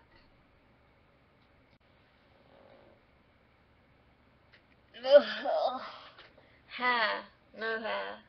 Even though I look unfortunate as fuck with no hair. No hair, I'll wear a hat daily. Some form of scarf. Tell people I've got cancer. Bullet dodged. Infinite cancer. Teeth are pretty expensive. Kind of a hassle to get replaced. Kinda no. Kinda shit. I'm really tired and should be doing some work right now. Some form of work and not this. Not this. Oh, I think you've wasted a shitload of time that you're never getting back. I think that time should have been divided up equally between numerous other worthy games, and not just funneled down the neck of Blizzard. That's what I think. Click, click, click, click. Maybe Gabe should get a VU and then you could ask him this question. Why have you said Gabe, huh? I ain't Gabe. I appreciate what you're saying though. I appreciate it wholeheartedly. And I'm slurring my words. Oh Jesus, why am I doing this? Fuck! Continuing on the relevant path. Yes, episode 3 is greatly anticipated in every section of this head and heart, as previously mentioned. Heart is included. Ink heart. With heart. But Portal 3, 2 even, will be good. There ain't no doubting that. I find it difficult to even get excited about it though, just because I know it's going to be great.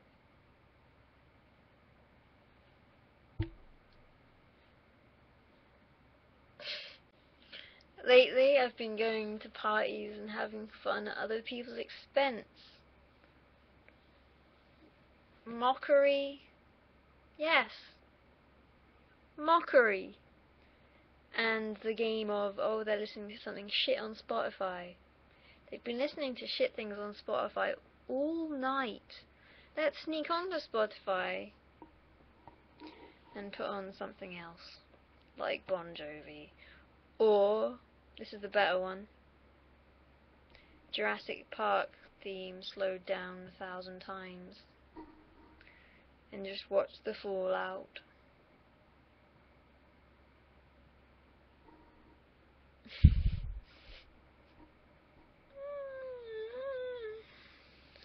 It's the truth.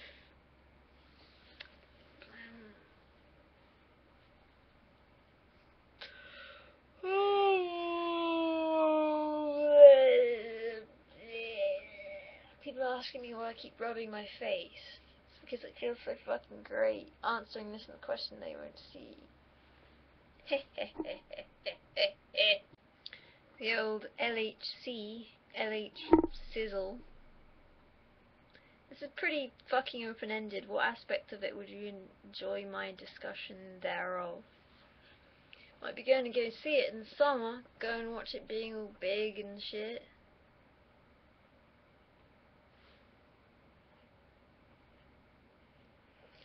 LH Sizzle, my old friend. I'm not big on the Blizz. The MMO quest to take over the world isn't something I like. Something I also dislike. Even though I don't play StarCraft, something I abhor is their Battle.net system and the way they've regionified it. It's just, it makes no sense to me. That's what's annoying about it, and it's just ruined the competitive aspect for a lot of people, and that's really shitty, and just seems to be doing nothing other than shooting themselves in the foot slightly, when StarCraft is supposed to be, well, it's one of the most popular esports, the most popular esport in the world. So why have they done this? I don't know. Initially, I thought maybe it's just so people actually buy versions for every region, but I don't know how likely that is. I think it's more likely to put people off than it is to encourage them to buy more than one copy. So I've played some Dawn of War 2, very small amount, some StarCraft 1, very small amount, because real-time strategies are not my immediate cup of tea. They require some dedication that I'm just not willing to give, and I can't get over the initial hump, so I just back off. It's something in my future, I feel. It's something that I think I could apply myself to if I didn't have other things to apply myself to, so maybe when my degree is done, I'll play some RTS. So, none of this really answered your question. One day, maybe it will be StarCraft 2, if I ever find myself in that, over the hump. I'll probably play the new Diablo game. I think that's almost a certainty. But not much of an intimate personal connection with Blizzard. I think that water levels and escorting other humans are two of the most frustrating aspects of a possible video game. And when they combine, as they did in Resident Evil 4, where you had to take Ashley underwater, that, off the top of my head, was incredibly frustrating, so I'll just put that in here. That's my answer. The first issue is contentious even within my own brain, so I don't know how it is with you. It's evolved over the years. Now I drink a lot of Pepsi Max. I'll say that, to avoid confronting the issue. Star Wars or Lord of the Rings? Lord of the Rings. I like Star Wars. I think it's good. But Lord of the Rings is much further embedded into my soul. Gaming or sleeping? The thing about me and sleep is that if I don't have it, I very much can't enjoy life on any level. I'm a bit of a wreck in that regard. So my ideal situation is gaming during the time I should be asleep, and then sleeping during the time I should be awake. But that can only happen in the summer, really. And soon enough, never. Well, no. No, because I'm going to have a fucking great job that entirely fits around my own life and what I want to do. Yes, yes, yes, yes, yes. So, I didn't answer that question. Moving on. London or Brighton? London.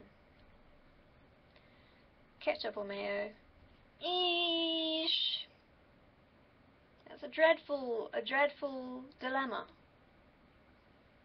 Both mixed. Haha. Definitely didn't avoid answering that question. Just cheated. I'll say mayo. Blonde or blue? Blonde for now, blue for back in the day. And Shaun of the Dead, because Hot Fuzz, for me, didn't hit that many buttons. Nor really did Shaun of the Dead, but when I watched it, I enjoyed it more.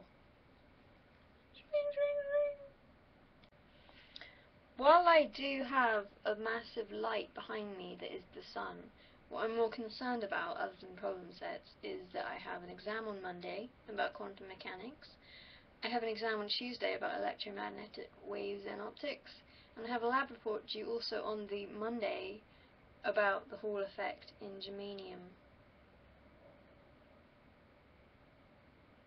And problem sets. Oh, Jesus Christ. Jesus Christ.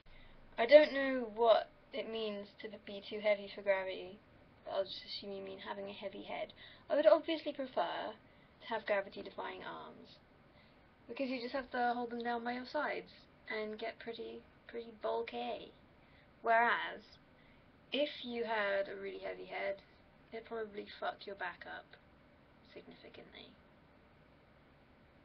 I don't know if I can get much bulkier than this. Like, but we'll see. Too young for what? I'm about to be 25. That means I can do anything I want in the world. I'm a fucking grown-up. I liked Kenan and Kel, but I feel like, rather faggily, I got more out of Sabrina. Don't know why. I just watched it and enjoyed it, and it was on the right kind of time in the day for me to just watch it and be like, Sabrina, nice eye. Whereas Kenan and Kel was good too. I enjoyed that as well. But it had rather less to it. I kind of have a bit of a soft spot for people having magic talents. I really liked The Secret World of Alex Mack, I think it was called. Bad show again, but you got some secret fucking powers. That's pretty rad. I'll take your show and watch it. Fight Club or American History X, not sure. I've watched Fight Club many more times than I watched American History X because I was 15 or whatever. And I saw American History X a number of years later. I'll have to watch them again sometime. Well, watch American History X again at least once. Well, once. And then I'll be able to answer this question, but until that day. Whispering or shouting? I can't shout. I can whisper, but I don't need to because my voice is really fucking quiet. So the intermediate stage, which is more close to whispering by a long way than it is to shouting, is the answer I will choose. Doesn't fit the frame. Being alone or being in a group depends entirely on what you are endeavouring to achieve and do on that particular day.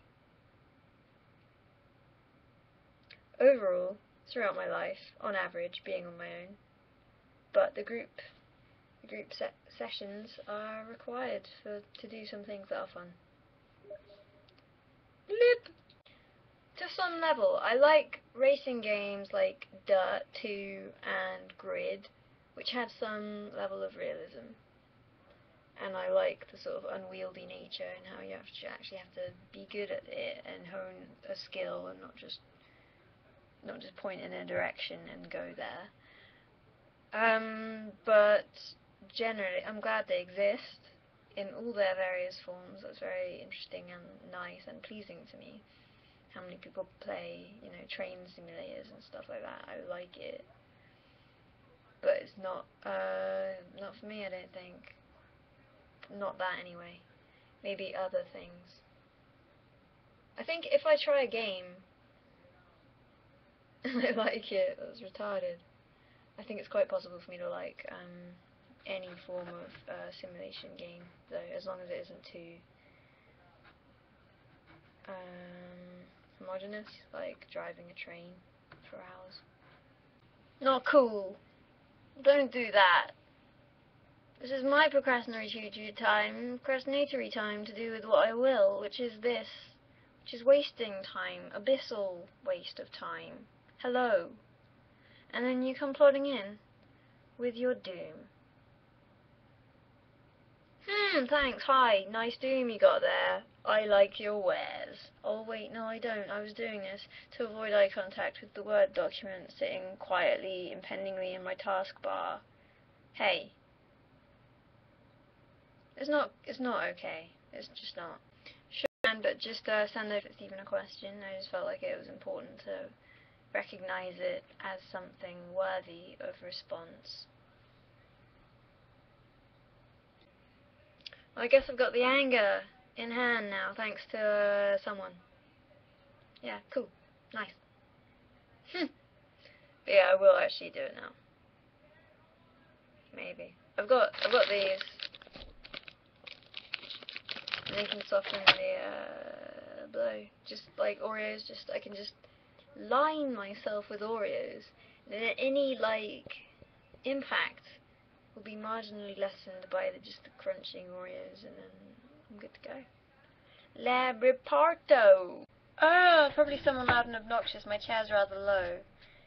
But I'm drinking lemonade. Everything in my fridge smells like cucumber, including the bottle that this came in. Sip! I don't even remember there being questions about my blue hair, but I just assumed they were there and I didn't really register them because I found them boring. But since you asked and haven't at all defined what it is you'd like to know, I'll just assume you want to know why I don't have blue hair anymore. Well, I had blue hair from the age of 18 to 22. I had blue hair for 4 years. I got quite sick of it. I got sick of the process of doing it and the process of repeating doing it because it washes out. And one summer I had kind of purpley hair, and then I went out in the sun a lot and it bleached it. And I liked it. So now I have this hair instead. I have to do what I had to do anyway, which is bleach my hair in order to make it blonde. And then to make it blue. That's what I had to do before, and now I just don't have to make it blue, and it's much easier. And another question in my box is about if I'll ever go back to Mousy Brown. I don't really want to do that. I think it makes me look like a mouse even more, and in an unsatisfying, unpleasant manner. So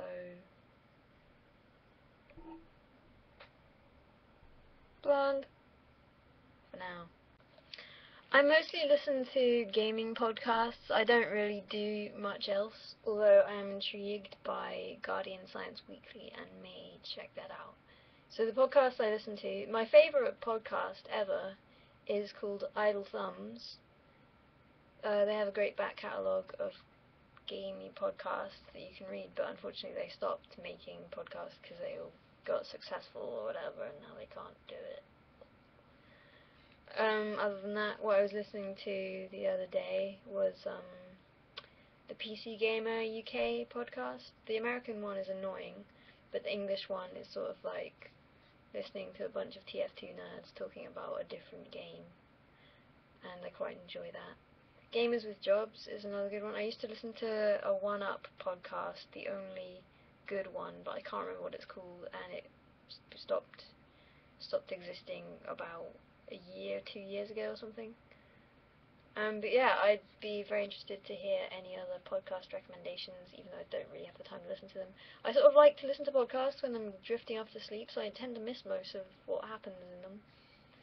But, yeah. Maybe in the summer I can do other podcast avenues, I can do them. Okay, you're very right in this. I do set high standards for others. From the get-go, before I even really know who they are, which is possibly not helpful for them and our further relationship if they fail to meet those standards. But alas. And the same it goes for me. I am horrible at beating myself up about everything. Mostly related to not doing work and feeling like shit about it, but still not doing work, and then not getting the grades I feel like I should be getting, and blah-de-blah-de-blah. And if I'm a dick, I notice I'm being a dick, and I don't like that. Well, it depends the way in which I'm being a dick. If I'm being a dick to unnecessarily and to a person who does not deserve it, then I feel a recoil at that of my own self, and I notice it happening. So I try very hard to be someone I'd like. I try hard to be someone I'd like, and most of the time I think I do alright, but some of the time I notice I don't. So all efforts go toward attempting to be wholly somebody I like all of the time. My brother had a gammy rib and had to have an operation on it in order to live past the age of 35. But his gammy rib was slightly different from mine in that his sternum went in like this. It's called pectus excavatum. I don't have that problem so much as just a bunch of ribs down here that like to sort of encroach on my organs for no discernible reason. If you have this same thing, you should go get that checked out and then see what they say and let me know. It might well be that I continue to ignore the fact and just assume it's NP, and that, you know, when I feel it grinding on shit, just ignore that. Yeah, do it. Thanks.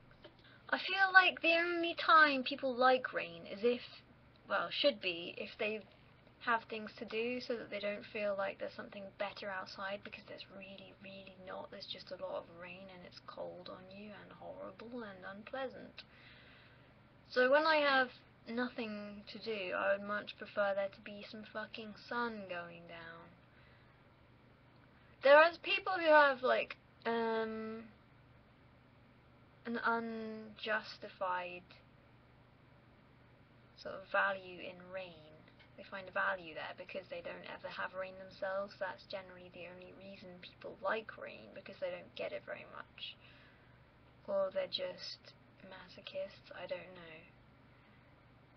I mean, it's similar with me, because I feel the opposite way. I really fucking love the sun. I love it when it's super hot, because it hardly ever is. But I just feel like that's a much better way to live for everybody. Can't we just get rid of this fucking water from the sky? It's impinging on my lifestyle.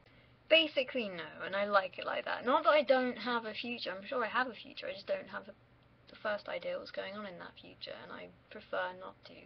I don't want to be the person who's envisioning themselves in the future doing this thing that they want to do, because I think that's the path to ruin. Just do what you feel like doing at the time. Don't think of it as such a linear progression, although it is. You just can't see what may come at you from any conceivable angle at any given moment in time. So just wait and see what happens. So I've already played a bit of Magicka. I played the demo. But I just want to say right now, nobody should buy me a game. And definitely nobody should buy me a game with the sort of preconception that I would have to play them at that game if they buy it for me. I have a lot of games I want to play, and I don't want to feel any sort of responsibility in that realm, because that realm is quite aside from any responsibility. It should be entirely what I want to do at any given moment. So please don't buy it for me. It's a nice thought and everything, but I'll buy it when it's on sale. Last night I spent considerable amount of time, when I should have been asleep, reading a forum for heroin addicts. And well, I found out about something called acquirers, which are the middle ground between dealers and, like, recreational users. And they make a lot of money because said recreational users don't know dealers. But, you know, that means I have to know a dealer, and that's not, I'm sure I can find out. Okay, so you get these sort of noobs who like to do some sort of drugs sometimes, kind of hard drugs, expensive drugs, and you charge them a shitload for said drugs, but you're just dealing with kind of regular people who aren't, like, insane addicts, and you make a lot of money. I think that's probably the best situation to find yourself in, and the least amount of danger. So I guess I'd go to that one. Be an acquirer. I can really sleep in any situation, even if I'm not particularly tired. Okay, so if I'm not particularly tired, this is the only way in which I can relate to you, because I very rarely have any trouble at all sleeping. It's my only skill. Read a book. I'm reading a book. Until you're really, I don't know, maybe you can read a book for like 3 hours at night. I can't. I last an hour max. Otherwise, put on some sort of lecture series and have it just quiet, like quite quiet, so that you have to really focus to listen to it, and then you will maybe drift off. Those are my 2 tips, but I don't have very many because I'm so fucking great at being asleep. Let's pretend you didn't say reshooting and just say the first time it was made who I would like to be. I'd take Cate Blanchett's role in The Aviator as Katharine Hepburn because it seemed like a really fun role to play. I don't know if I'd be able to do it anywhere near as good, but give it a go. Give it a bash. I like Dara Ó Briain in the same way I like Drew Carey presenting Whose Line Is It Anyway? I think I have a genuine fondness towards him when he's sort of presenting things, but I don't find him very funny. Whereas Frankie Boyle can be funny, but as I talked about, his Tramadol Nights is abysmal.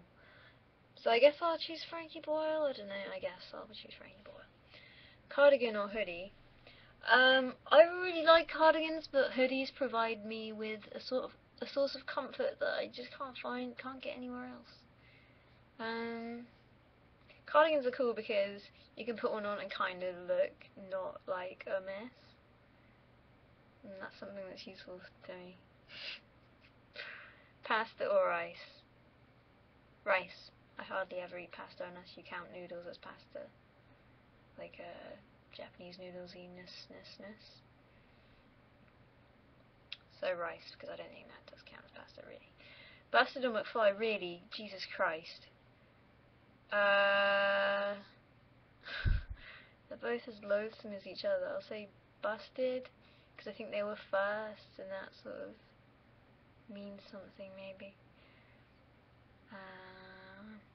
I really liked Power Rangers a lot, but Teenage Mutant Ninja Turtles it had a better mythos to it, and I really liked, I don't know, I liked the whole living in the sewers, and I did like it, so I think I'll choose Teenage Mutant Ninja Turtles. Mario, Sonic, Running Up Time, shit! I was a Sonic kid. Since then I obviously play Mario much more. Sonic 2 was great and I loved it, but I think maybe on the whole Mario has more to show. Red or blue? Blue! Jesus Christ, get off my back, will you? Yes, it's done. Although I did notice, as I was handing it in, 15 minutes before the deadline, that I'd forgotten entirely to do a conclusion and had to write it all up very quickly as people sort of attempted to distract me in the most dickish manner possible. But I'll read some of it to you just to prove that it's done. Okay.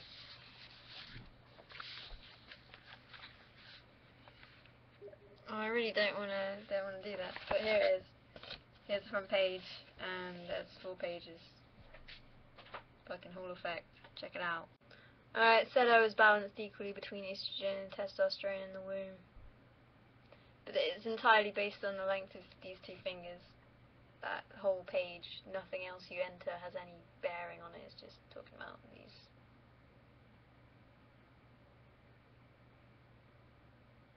How much longer am I going to do that for? I don't know. Yep, it's quite an achievement. I feel like Wolfram Alpha as a website is going to be a big deal in the future. It started out not so hot, didn't quite do what everyone hoped it would do, but it's definitely heading more in that direction and is very intriguing to me. Plus, Mr. Wolfram is massively dickish in how much smartness he is hogging over there in his brain. What a dick. Second time I've been asked this on the internet. Pretty insane. But I'm gonna answer because you're a chick and we don't get many of those in these parts. So I use this stuff, which is like really cheap. I think it's about £3, and it has a thing that means it's very easy to draw a straight line because it's like that. Good luck to you, Bella. That whole thing is a pretty rad idea, but I'm rather peeved that it's only open to teachers, people who are currently teachers. That's pretty shit. I would definitely do it otherwise.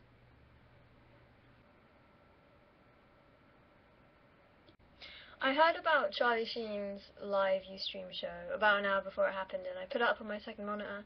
I was anticipating it happily. I was excited to see what he would do after his humorous interviews and such like. Unfortunately, I was gravely disappointed in the complete lack of funny and just really odd setup. him sort of bouncing unfunniness off of his lackeys who were laughing heartily at nothing and reflecting attempted memes off each other with a sort of disarming desperation. And I felt like I saw what Charlie Sheen really was that night, and it was just a huge disappointment, and I haven't seen a second one, but it was so fucking boring. I'm not particularly enthralled. I don't feel like I particularly squandered it. I wasn't sure how you were supposed to make the most of something like that. It was all fairly happenstance and a bit strange and a bit funny. I answered questions still, but yeah. I have, unfortunately, other more impending issues to contend with. Much as I'd like to devote 100% of my time to aspects of internet, I can only spend 20% of time, and of 20%, probably more than that. Anyway, basically the percentages didn't add up for me to be able to just sit here answering questions all the long day. Alas. I'm not going to talk about most embarrassing moments because I don't feel you've done anything to earn that. But as far as other girls go, the best story I could ever hope to tell on VU/the internet at large involves me at the age of 9 years old being asked, well, forced to run around the playground while another girl gave me a purple nurple.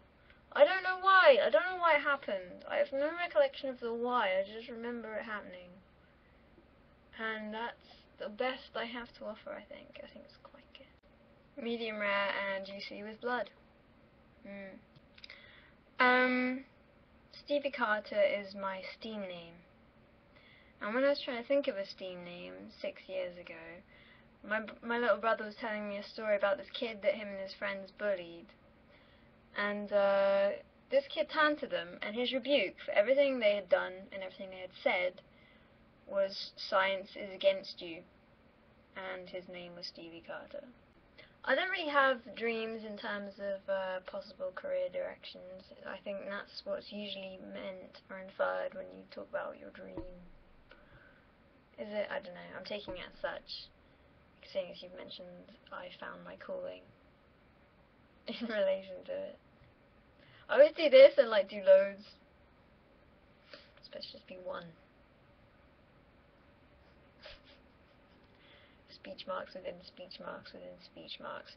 So I don't have dreams, I just have fitful whims that strike me from moment to moment, essentially. Not moment to moment, but stretched over a longer time scale. Moments aren't defined in time. So, from moment to moment. No, moments are generally meaning short distances. Let's stretch it out on the old x-axis, and we have ourselves an accurate portrayal of the current world that I live in.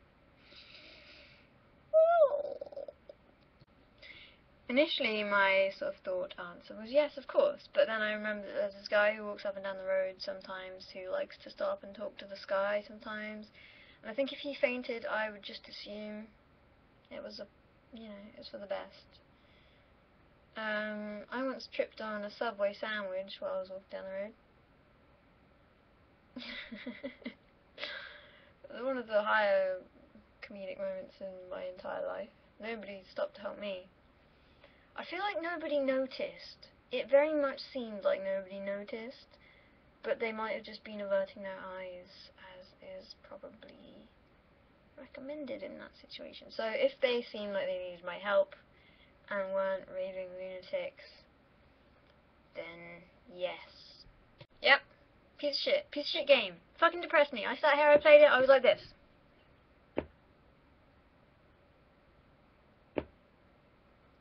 My speakers don't like it either. My speakers do that when they're unhappy. You can hear them doing it. It was horrible and not a good experience and horrifically depressing and everything bad in the world. I saw this video yesterday. All of the footage coming out at the moment from Battlefield 3 is very nice and good and exciting. What's very central to this is the fact it's all gameplay footage and it looks really fun. I'm not so psyched, well, I'm not really at all psyched on single player mode, but multiplayer is gonna be, it's gonna be good, I think. I have a good feeling. Well, basing on how it looks good. And reading, I read a interview with a guy from DICE who was very reassuring indeed, referred to the core audience in not just that manner and in something that felt like more than just a lip service-y way. Well, it was, I'm sure. See, I'm excited, you can tell. So yeah, I'm really excited about Battlefield 3. I think it's going to be super fun. I probably will need to upgrade, although based on what was being used in that video, apparently it's not too hungry and will run nicely on affordable sort of hardware. I will need to upgrade, I don't doubt really, to have a good experience and not just feel like I'm a bit of a cripple child.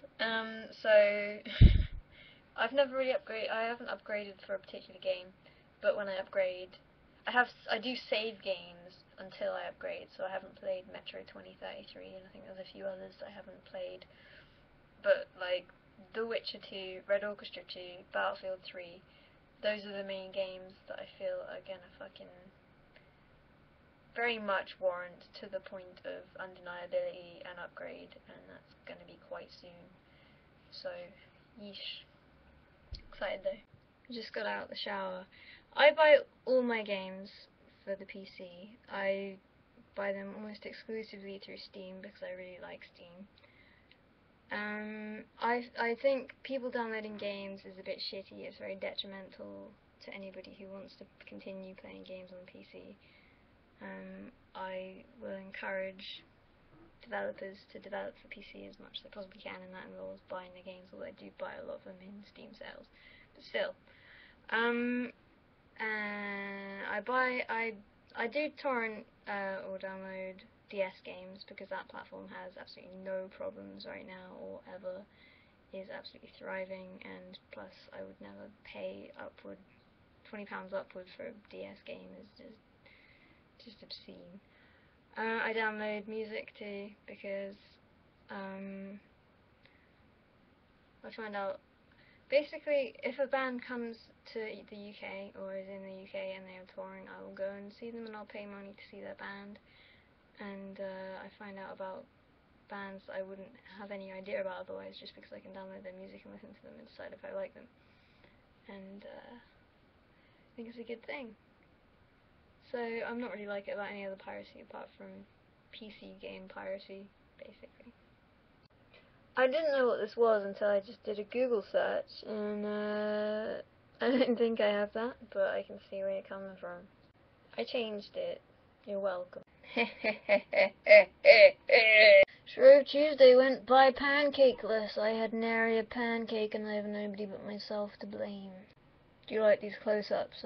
I'm being artistic. Oh.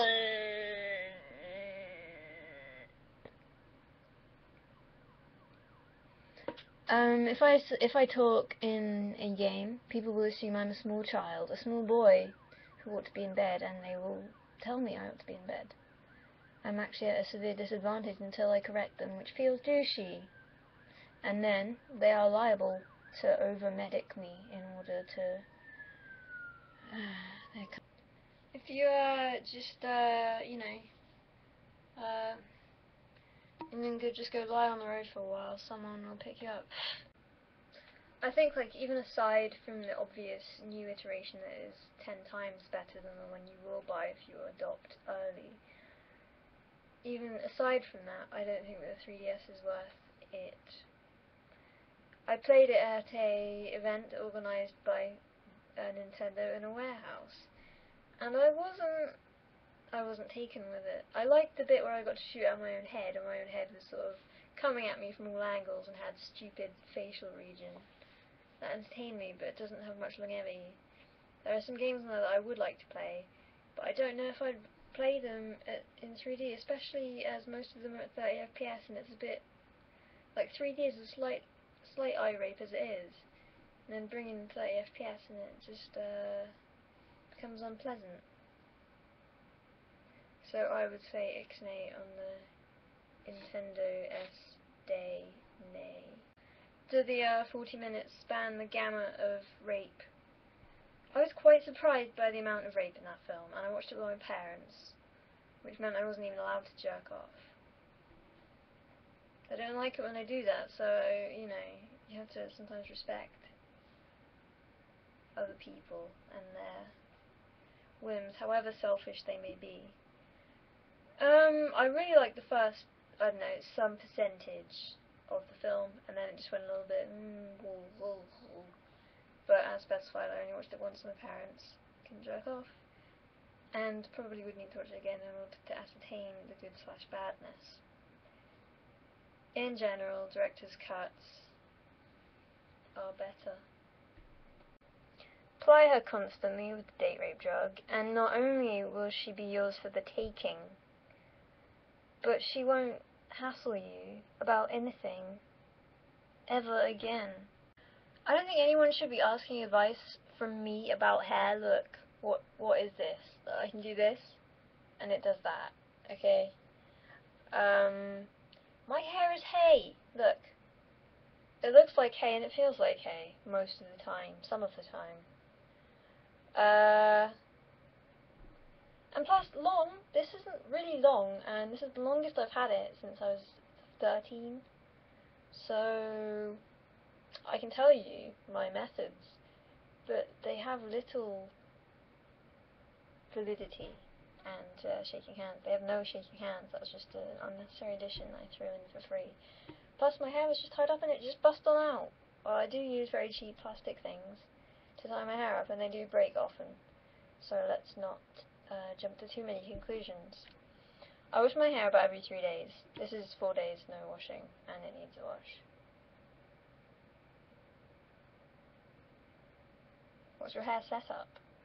I think that counts, but even if you told me, that wouldn't enlighten me to enlighten you, so I'm really no expert on this topic. I've never been on a dating site, but I think if I was a guy and I wasn't immediately striking, I would do that and hope for the best.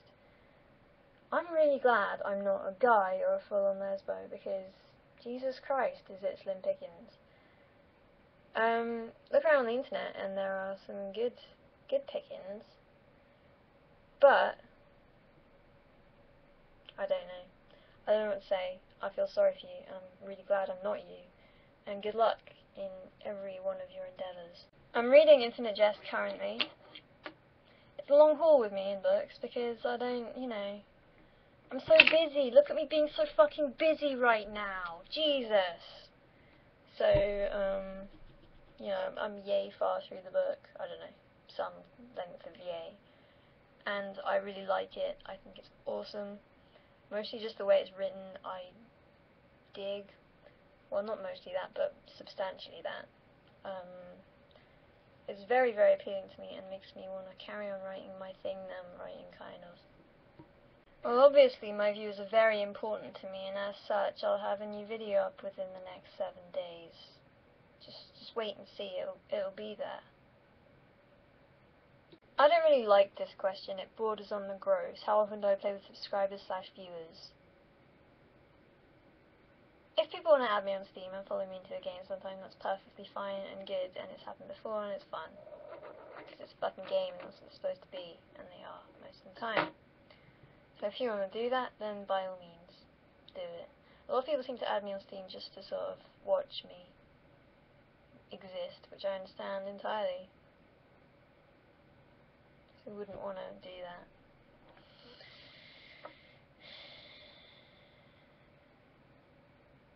You spelled that wrong and I hate you. Why? I'm no less than 7,840 feathers. I worked that out.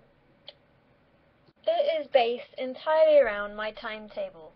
My university timetable. Mostly.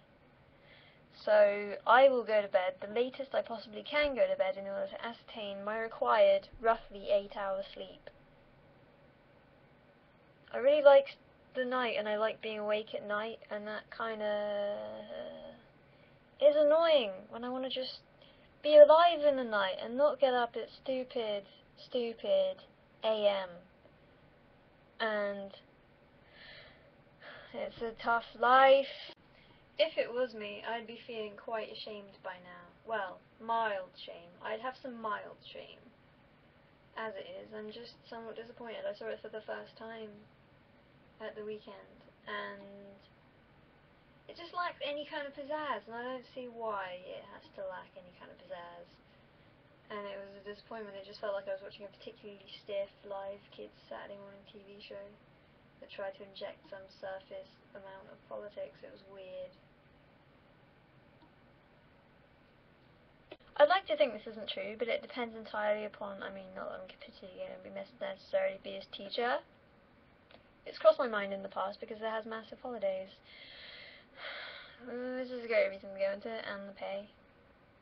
But the stress, a little bit. So if I taught primary school kids, yes, they would be getting booted across the room very quickly, soon after my arrival. Woo! Splat. I think that's what kids do. I think they splat. So I would have to teach older kids, like college age. And then I probably wouldn't abuse them, but again, that's just a hope really, isn't it? Yeah, it's a phase. Do you like electronic music? Because that's what grown-ups listen to, isn't it? They don't like guitars anymore. No, I love hardcore, and I love pop-punk and variations thereof. It's my favourite kind. Yes? No? Yes? No? I'm sorry, that's really loud. Depends how you want to look at it. I had two brothers, so it was a bit shit. Like, anything you got free, it had to be split 3 ways. And that really just meant you had to wait a really long time to get anything that came free. So we'd get the Beano and add 3 sweets. Fucking awesome. Check out this drumstick lolly. No, put it in the drawer until we have 3 of them. We can have 1 each. Jesus Christ. It takes a long time. We had a drawer of sweets and none of us even went there. That's how we were disciplined. Well, really, that's how scared we were of our dad. That's what it says. So my favourite ever thing that was free in a box of cereal was those things that you put on your bike, on your wheel, and they go around, and I think they were fluorescent. No. I've always found Russell Brand extremely annoying, and every aspect of him is annoying to me. But I saw an interview he did with Jeremy Paxman, and during that spell, during the time I was watching that interview, I thought, hey, he's good. He's pretty good. But now I can't even imagine how I could ever think that. I'm sure if I watched it again, I would again come to the same conclusion, but Jesus Christ. I saw an advert for this Easter Bunny trailer after the Easter Bunny film where he is voicing the Easter Bunny. I can't believe it's real. No, I haven't avoided that. So I'm on my computer like this. From this angle, fine, no big deal. From this angle, I have the hunch on. The hunch is on. Is it not? It's slightly undeniable. So I do that. Sometimes I sort of sit straight for a while and yeah, I'm buckled up for this internet and no harm doing. So then I'm like this, yeah, and then it's just like,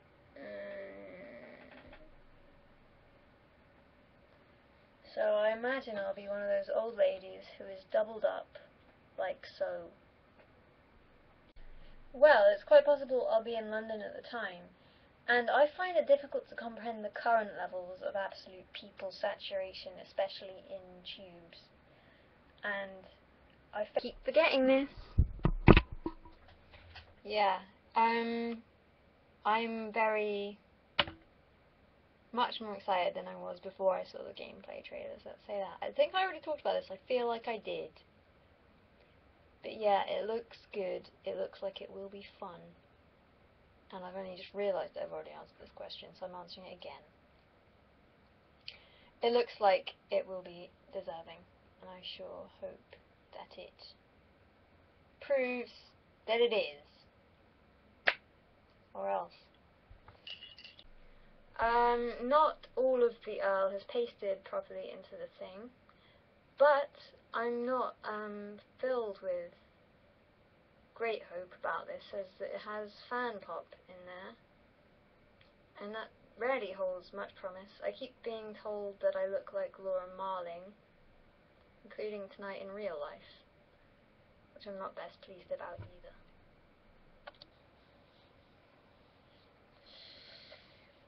Yes. Yep. Yes. Yep. So people at university are now able to come up to me. I never thought this would happen. I thought the possibility was tiny, but it's happened several times. Discussions are even put forth. References are made. Rose, when are you going to make a new video? No. But yeah, that happened. Fuck. Aside from that, I once made a video addressed to this guy who taught me film a bit at college. Taught me film, did a class, something. And I made a long, extensive video. I don't remember how long it was because I've deleted it because it was annoying. But it was all about Mac versus PC and everything he'd ever said and everything I'd ever said and the arguments we'd had at the time about it. So I put it up, whatever, about 3 years ago, and I was at home at Christmas, and I was walking down the aisle in a supermarket. Rose? Turn around. Oh shit, it's the guy. Hey, Tony. We talked for a while. My brother was there, and he knew him as well, so we caught up and shit. And I thought, hey, maybe he didn't watch it. And I was just like looking at him like, maybe he didn't see it. It's possible. But then he mentioned it, the YouTube thing. He mentioned it, and I was like, yeah. But he said he liked it and was touched by it, which was baffling. But again, very weird. Every mix is weirding. There's also other things involving search terms and my name. Fortunately, you guys don't know my name. My family do. Bit of a bummer. Fear. Just terror. I'm afraid to fail, and that's why I learn things. Basically the only reason. Is it? It might be. I'm interested in these things when I don't have to learn them. When I have to learn them, it's like, but it's like exams, and that's the point where I have to look at it all. Just motivated by fear.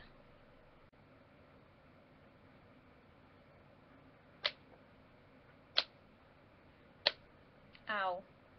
I actually can't do it because it hurts too much. Yeah. Schnell.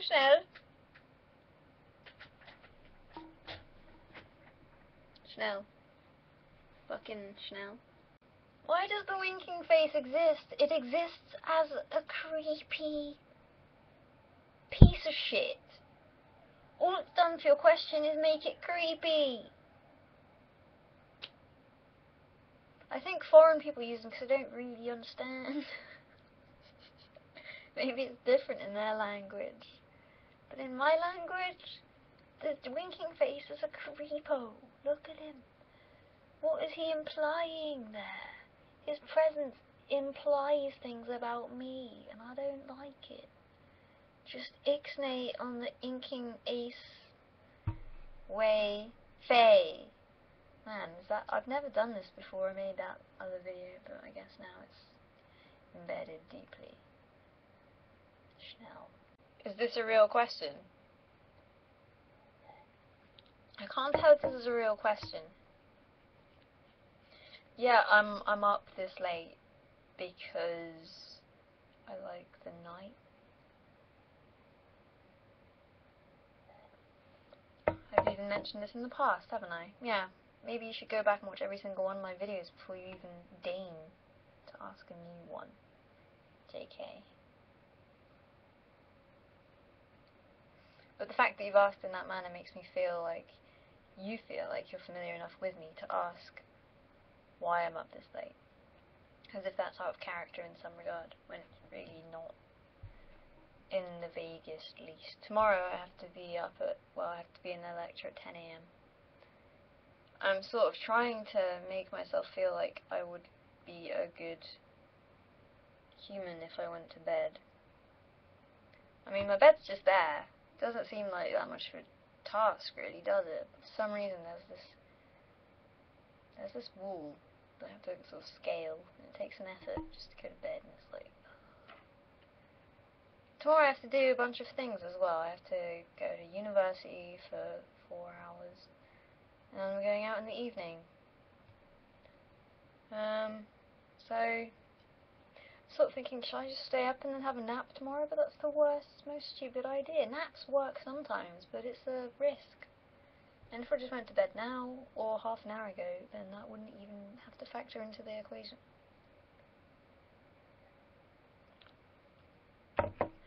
So what am I doing up this late?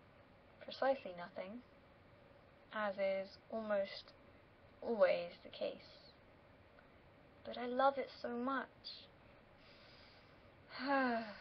What are you even saying? I don't know what you're trying to say. I spoke a language, and there was nothing that wasn't proper about that, so... You're ginger as well, so I don't know where you get off.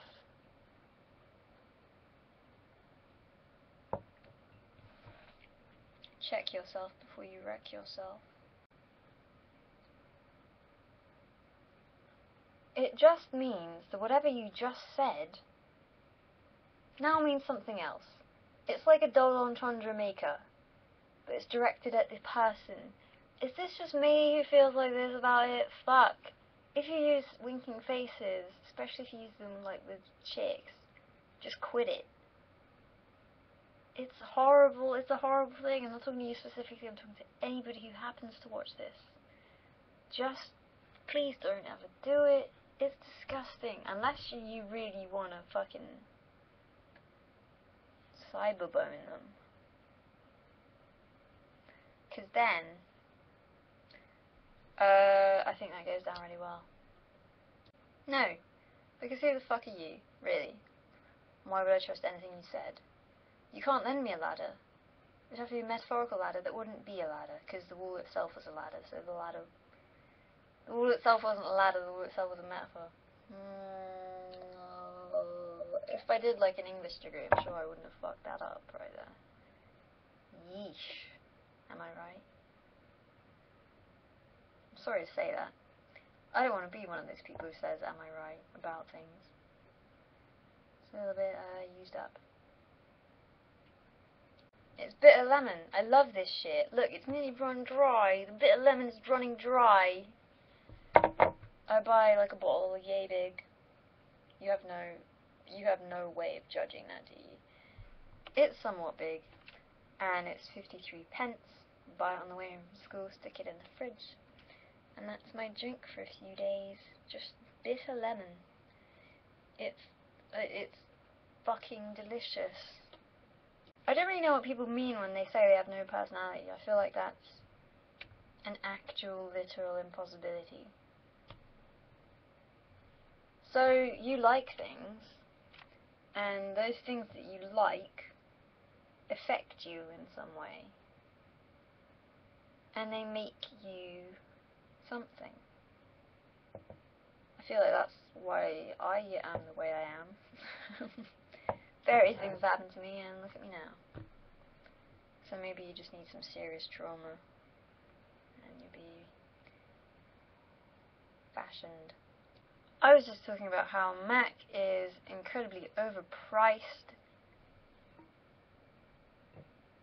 Basically, that's my only problem with Macs, apart from the fact I would never use them because of the horrible interface that feels like plasticine in some way. Everything thinks you're retarded on a Mac. Aside from that, if they were just regular priced, that would be fine by me, but it's the fact that they're no better than equal hardwared PC that's so much cheaper. So you're just buying into the label. That's what I don't like.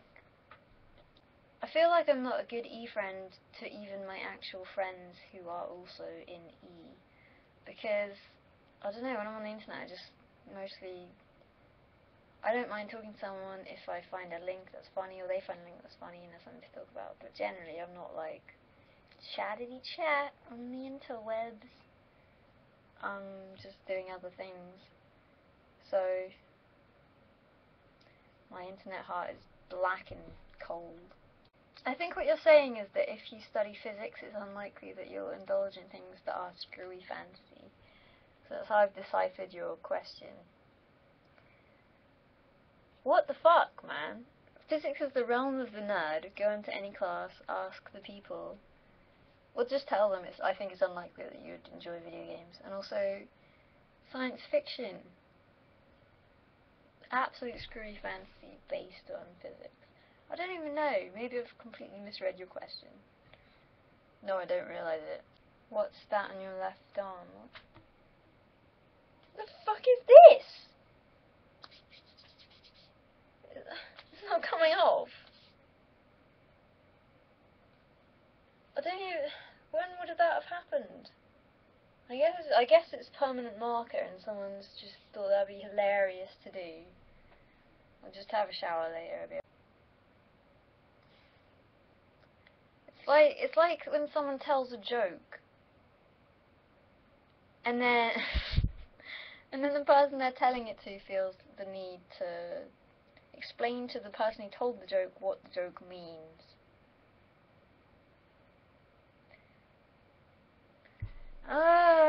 People are stupid, you're an idiot. At some point, every single wacky question began to involve the apocalypse. For why? For why? Do you care? Zombies, mimes, robots, and kittens. I suppose you just hoped that I'd say something interesting. But I'm sorry, buddy, it's not gonna happen. No, but Connie Huck ruined Charlie Brooker.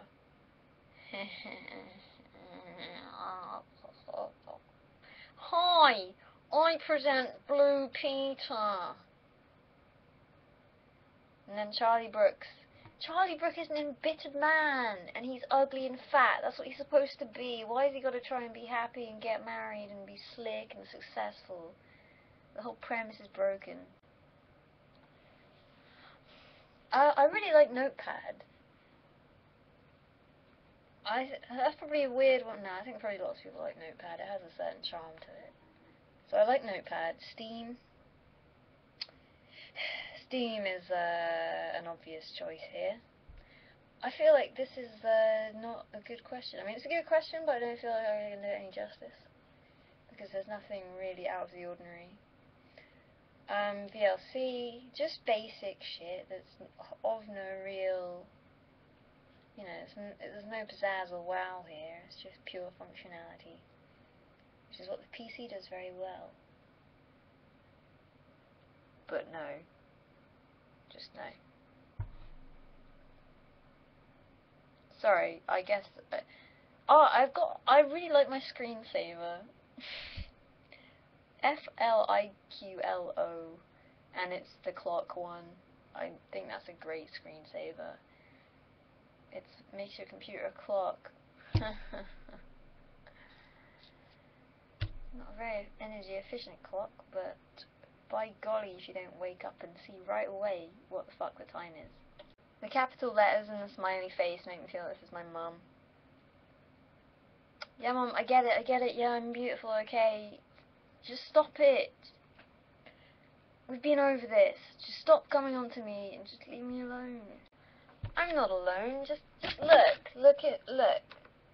I've got a talk physics bag which has a pen in it, and a sandwich box, and a Dr. Pepper pencil case.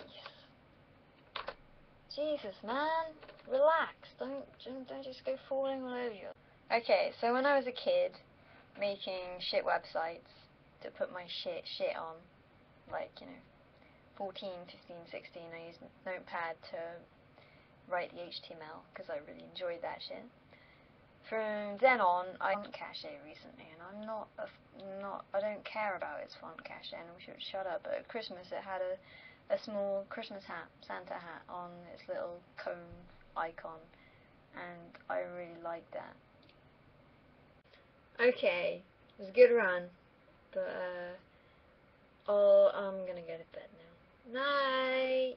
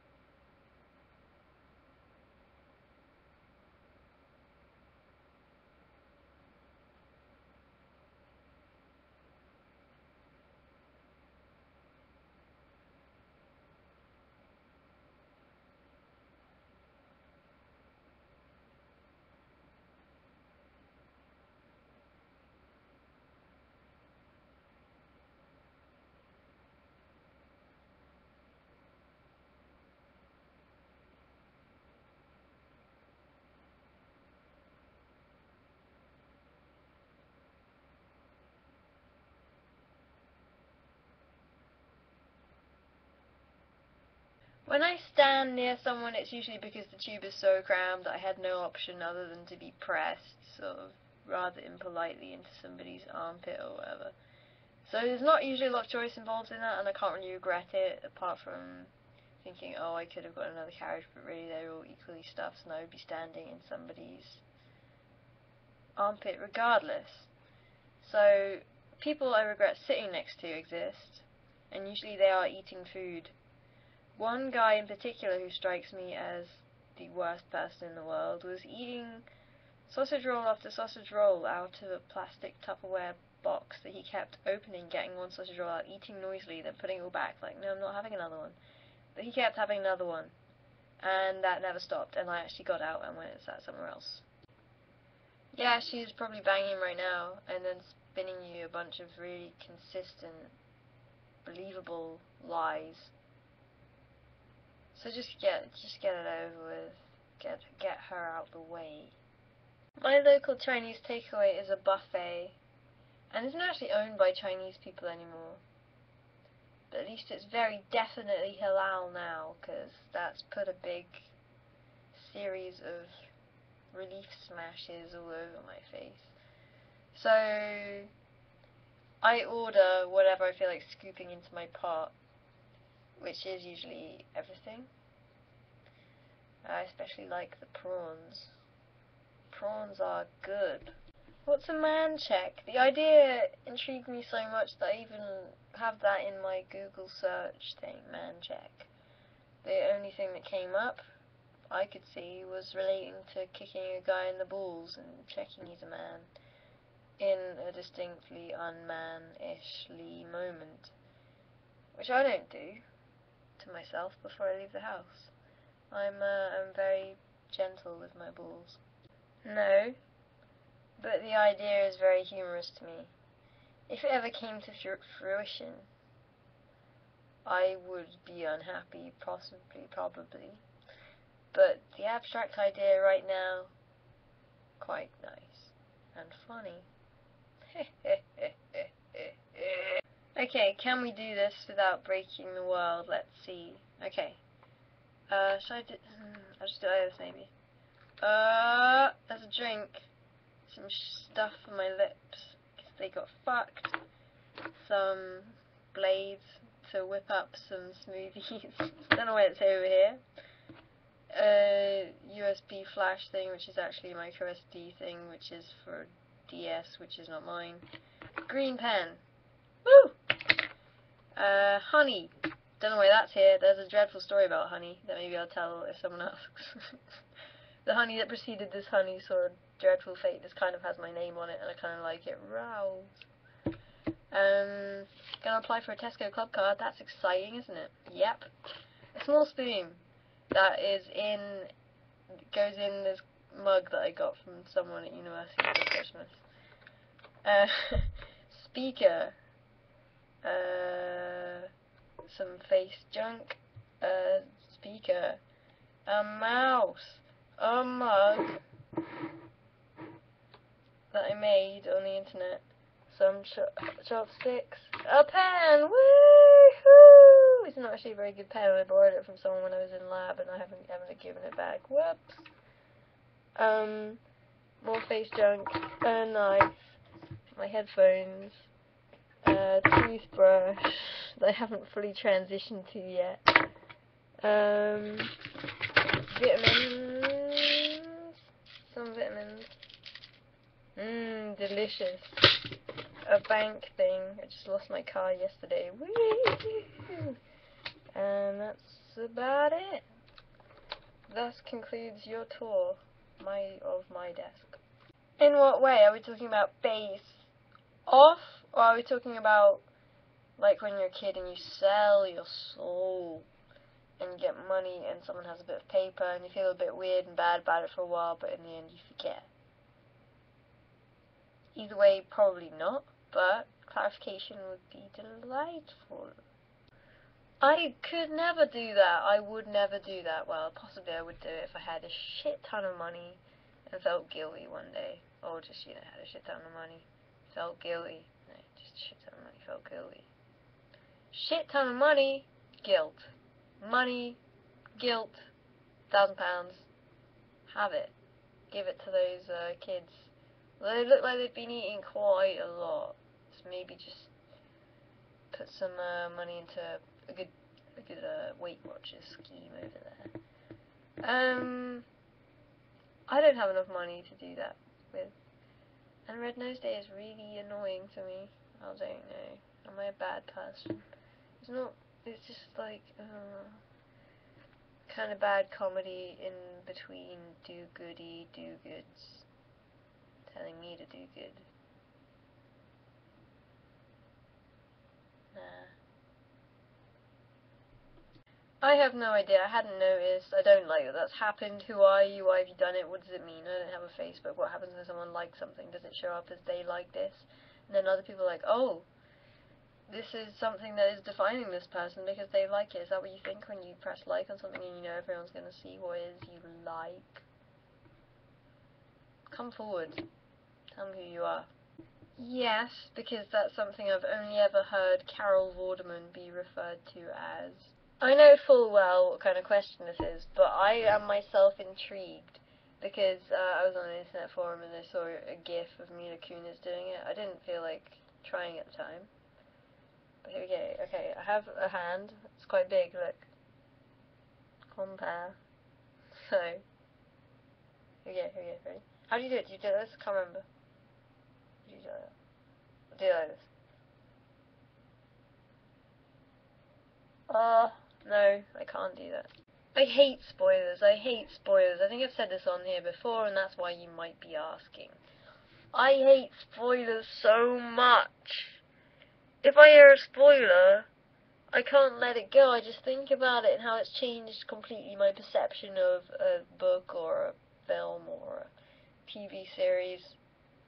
My dad is the absolute fucking worst of them. I think it's a combination of that and the fact that when I was a kid I was really loving this book I was reading, and then I just read the last page and found out what happened, and I was really not happy with what happened, and I wondered if I'd actually read through it I would have been happy with that ending, and I would never know. That really affected me. And my dad, you can't talk to my dad about anything I remember when we were kids, me and my brothers, we read through Lord of the Rings. Every time he'd ask where we were, we'd tell him, and then he'd say, "Oh, so you've just No, that hasn't happened yet, but thanks." Everything, every possible anything, he doesn't know when the order things happening is. What the order things happening is. I have a cold and I sound like a massive retard, and I'm talking like a massive retard. Continuing on, nonetheless. So yeah, I hate spoilers a lot. I don't even like it when people read the back of books I'm reading. I don't read the back of book I'm reading. I don't want to know what the blurb is and the synopsis. Even if it's just, the beginning 100 pages of the book. I don't want to do that. And people read the back and they say, "Oh, this." Oh no, don't even tell me a spoiler! But it's on the back of the book. Be quiet! And major dissatisfaction, bad times. There's no agreeable furniture with which I can demonstrate my absolute lack of ability when it comes to such a thing as a pull-up. I will just writhe slightly in mid-air. There's nothing happening, but I'm straining and shaking. And, no upward motion though. No defeat of any sort of gravity. Just a eel writhing in the air. I don't really feel like I have any basis on which to grade any kind of keyboard. My keyboard is really cheap. I think it's about £8. I like it because it's really slimline and quite quiet. But it is breaking, and I'm fighting the urge to buy a more expensive keyboard. There's one part of me that thinks, okay, keyboard is really, massively important piece of hardware. It's what you interface with, and if you have a good keyboard, it can actually, not fuck up your hands, and it's gonna last probably longer than any single piece of hardware you put in your computer. But on the other hand, this keyboard is fine. But people say that about their shitty video cards, so I don't know quite what I'm missing. I don't need, the kind of macro shit you can have on a good keyboard, because I don't really play RTS. So that's probably what's making me not do that. But I don't know, no, I probably shouldn't buy a nice keyboard. I have this mouse, Logitech MX518, which I like a great deal. It has DPI switching. I always keep it on the highest DPI unless I can't be bothered to change the sensitivity manually, and then I just do that as a shortcut. I was playing Disc Dash the other day on the internet, and I needed to downgrade the sensitivity, and I just used that, but it wasn't actually enough, so I actually had to go and, it wasn't that it wasn't enough, it wasn't, the resolution wasn't small enough for that to be a good idea. Yeah, I use the side buttons for just scrolling internet, forward, backward, and whatnot, and sometimes I assign them for things like second weapons. And when I was playing Left 4 Dead, a lot of my friends, we went back when we used Vent instead of Mumble. I had to always use push to talk because it basically didn't work otherwise, and I set this button to push to talk, and I just destroyed my hand. My hand was so tense, I was like, and still kept it for a really long time though, because I kind of liked the idea, even though it didn't work at all. I fucking love dubstep! No, dubstep's shit. Biff from Back to the Future said he likes my videos, and that was the crowning moment of my life. Yep, it should be. It's weird. I think it's mostly down to the distributors, though, and not wanting to particularly undercut the retail sector. So, yeah, it's weird, and when it happens, I buy it in the the shop. I go to the shop and I buy some tea. I don't go to the shop for games ever. I'll order them from Amazon, if that's the case. Here's the story. There was a weird kid at school with very wide eyes, and he liked to show people, I don't know, torture videos, because he really liked them a lot. That's in itself, kind of standard, growing up on the internet, slightly fucked. But you kind of went beyond that with the staring eyes. The staring eyes were really the thing that set him apart.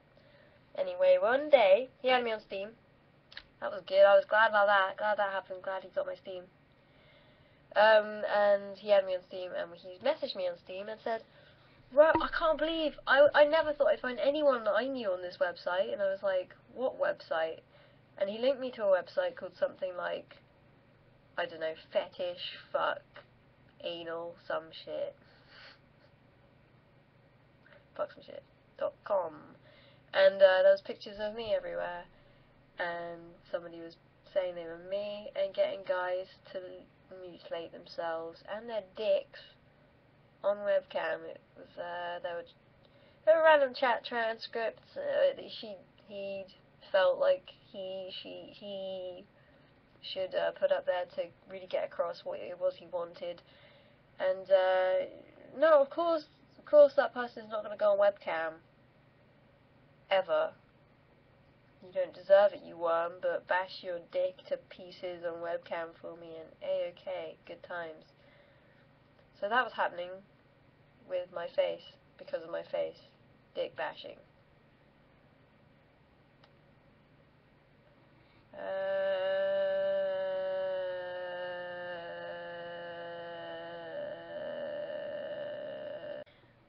I've cut my own hair for about 6 years. I haven't cut, this hair has not had a scissor to it in nigh on a year or something, and it's seriously in need of that kind of shit. I was standing outside Topshop on Oxford Street waiting for someone, and somebody came up and said, "Hey, do you want a free haircut? Actually, we'll pay you to get your haircut."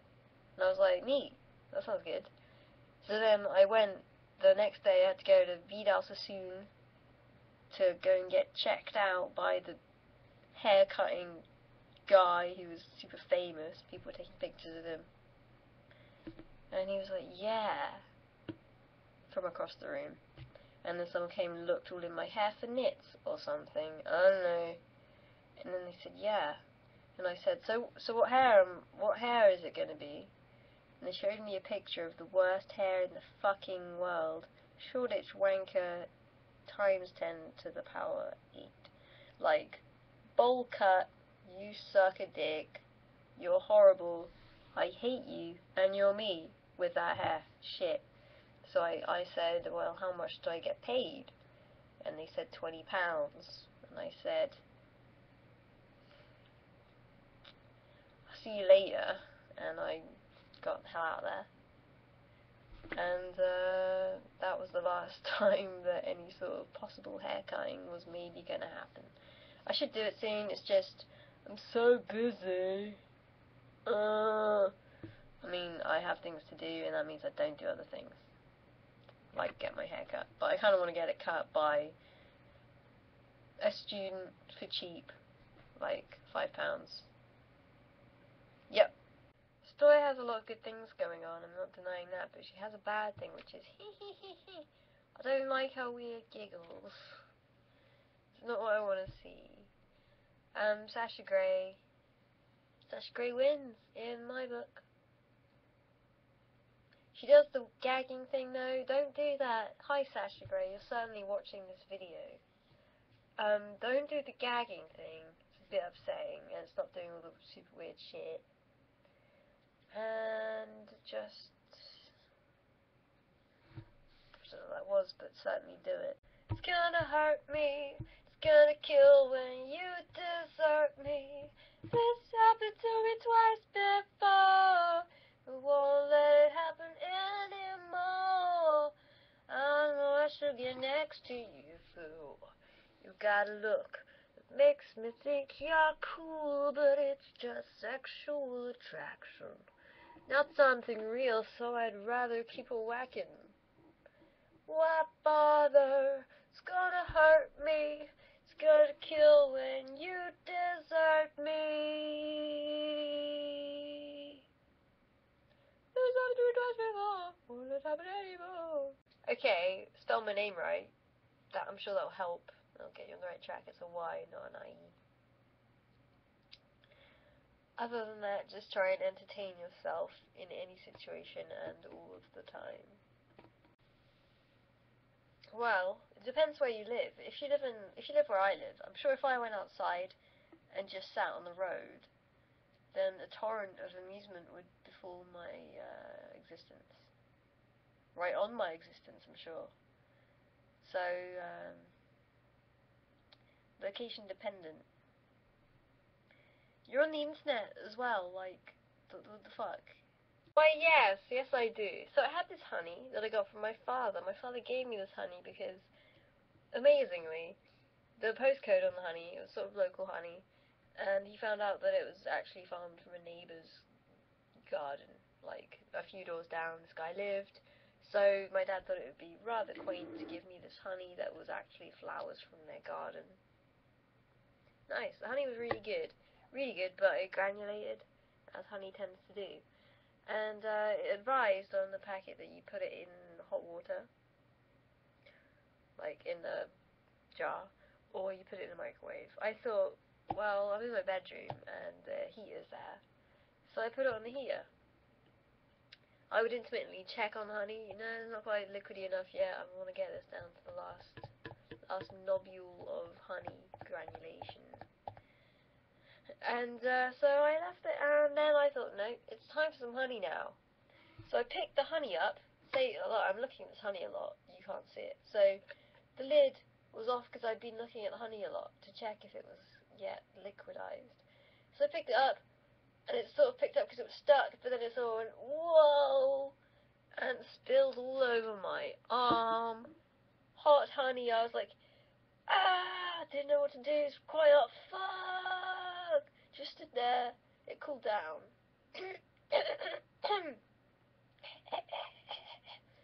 And I was like, okay, good. I'm not, burnt in the first degree. It's okay, but there's honey all over my floor. And it took ages to clear up, and I was sticky the whole day, and my jeans were sticking to my legs. And I missed the lecture as well, because I had to spend the time cleaning the honey up from the floor before it just hardened and was impossible to clean up. And it took like 5 goings over to get it all up. It's horrific. A film should be made. I feel like gusto in a face palm is sort of missing the point. Like, it needs to be a resigned sort of acknowledgement of what the world really is. So, like, an angry face palm doesn't work, isn't right. I don't want to do my own face palm when it's not genuine. Sorry. The realistic budgetary range within which my birthday presents can fall doesn't really enclose anything I want or need. I mean, some things would be nice, like some chocolate maybe, and some money that I can buy some things with, like some small things, a small amount of money that I'll get. But, if I had like a really rich relative, I would ask for many things, I think. Really nice keyboard, basically a new computer. Even though now is a bit of a stupid time to buy a new computer, I would, if I had a rich relative, why the fuck not, huh? So,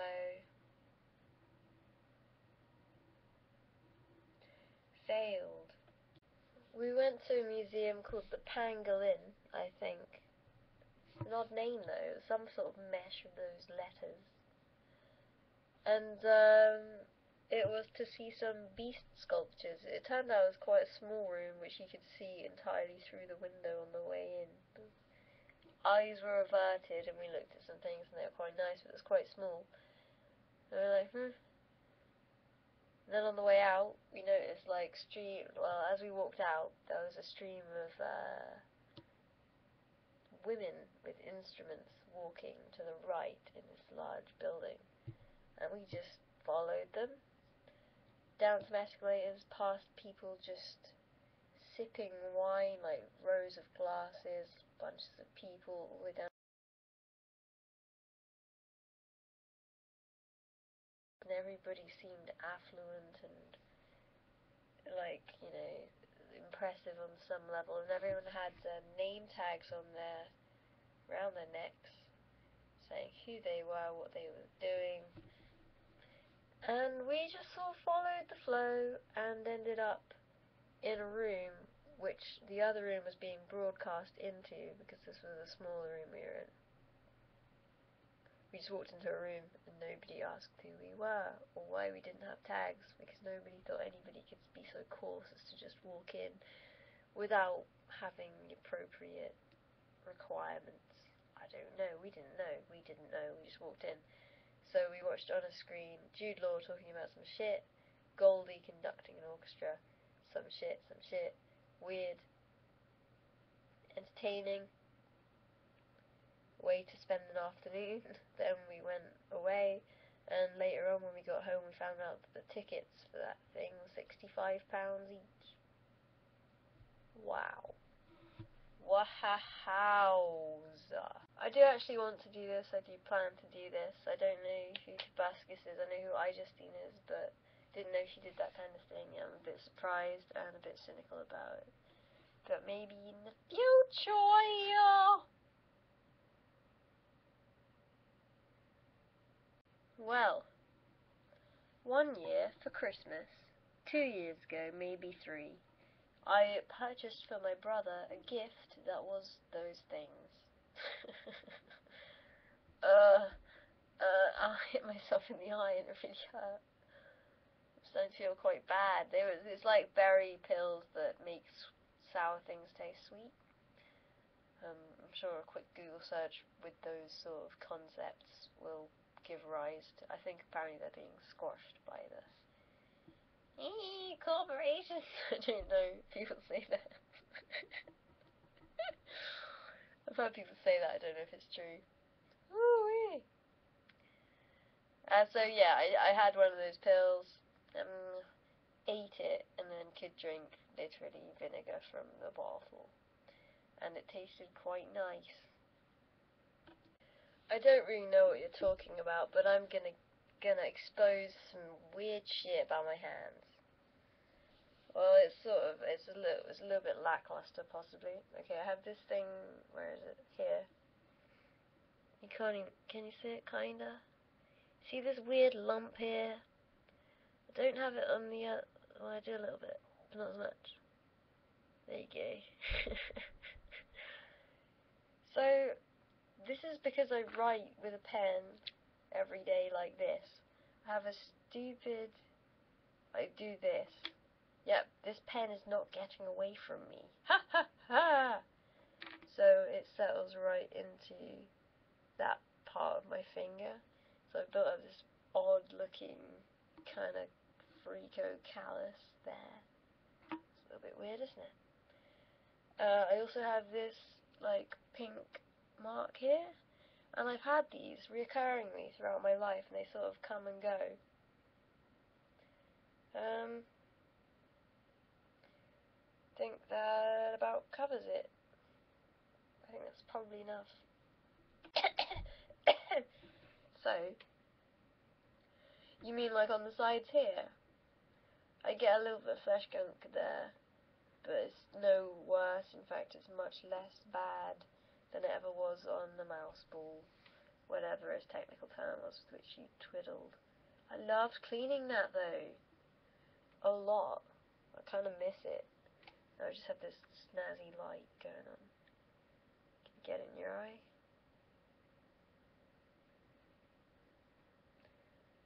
I was filming this before and I managed to do it, but then I pressed the fucking back button on it and it went back and then it never recorded.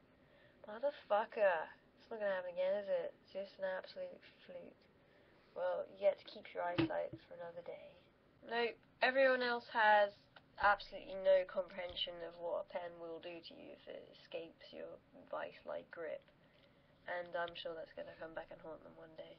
No, I have a cold, and I'm a little bit slow in the head, a little bit. Hey, keep up. I'm speaking to myself, but I took a while to register it. If you follow me, which I certainly can't. The census form isn't in the letterbox. It was in the letterbox for a while, but it's not there anymore. I don't know anybody else who lives in this house, which makes it a little bit hard to fill it in. Just supposed to fill everybody's information. But I don't have it, but it's alright, it's not my problem, it's gone missing. I forgot to buy butter today for my toast, and that upsets me far more. P.S. Fine? Nah, don't worry about it. Just have some lemonade. Makes a good and sweet. You don't know, all you know about my height is what I've told you. I could be lying. You have no real concept of my height. You can't say, do something about it, shit. Because you have no, to you, I'm just, you can't compare me to any yardstick. Maybe should I compare myself to the yardstick of my bedroom, which you also have no conception of. Yeah? Alright then. Lift you up just so that we can actually encase myself, my massive self, in the small realms of the camera screen. How far back is it? I have to go in order to fit in. Look, I'm too tall right now. Too tall. I'm moving back. Oh. Just about fitting in it over here. Still too tall.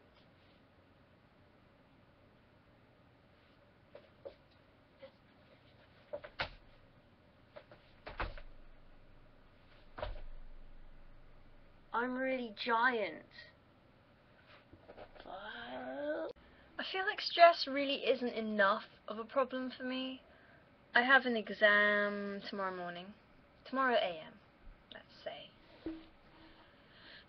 And analogous, but nonetheless puts a little more of a ring to it, doesn't it? Yeah. So, exam tomorrow, haven't done anything. It's now like 9:20. I'm just on this website. The very opposite of a good idea. Put my PJ clown pants on. I'm just thinking, I'll just wake up tomorrow and revise. So I get stressed sometimes, but only when I absolutely should be stressed to fuck, and that propels me to actually go and do things that need to be done. Well, stay here and do things that need to be done most of the time. Anxiety. I used to have a big problem, but now I'm pretty much okay. I feel like my university experience is a lot different to other people's, and I'm quite happy about that.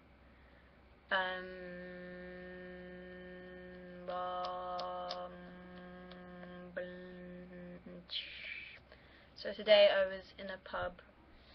Well, I put my heater on ages ago and its boils were. Yikes! Alright, back to the topic at hand.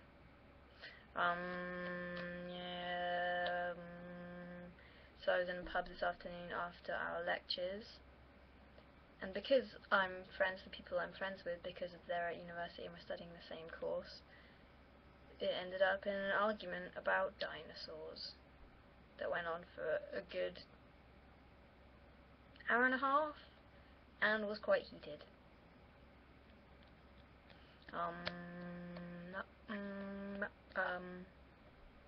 It's the latter part of my course that is titled Condensed Matter 2. Condensed Matter 1 was a bit of a baffling affair involving Lennard-Jones potential endlessly, taught by a Russian man, the Lennard-Jones potential, micro and macro, and such things. And it was kind of just completely, for the most part, what the fuck. Seems alright in retrospect, but mostly that's because he kind of told us what was going to be an exam, so I didn't get a bad grade. But it was a bit bad. Condensed Matter 2, on the other hand, the current hand, temporarily speaking, is not so much that way. It is probably one of the easiest things that we have going on. But tomorrow it's the midterm and it's an end of term test, which is pointless in my eyes because we're having exams in a month, including for this. But it counts for 5%. So those are reasons I'm not too worried about it. Counts 5%, easiest thing. But it's about electrochemical cells and a lot of chemistry shit that I don't know because I didn't do chemistry at all before now. So so other people in the class are like, yeah, it's easy shit, it's A-level stuff, don't worry about it. I'm like, oh, cool. But I still need to learn it at some point, and I haven't done that yet, so...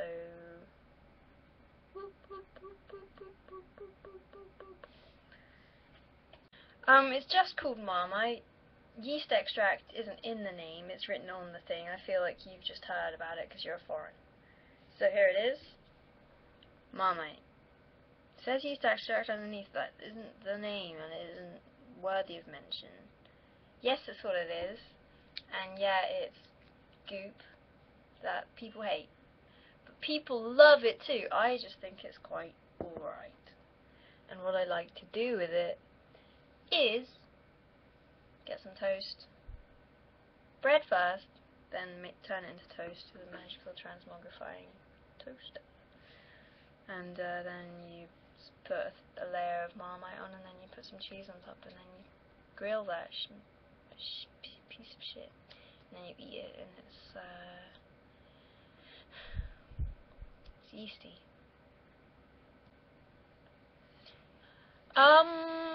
Don't understand the question. Are you putting forth a situation wherein the Nintendo 3DS is having a 53% failure rate, or does it actually have a 53% failure rate?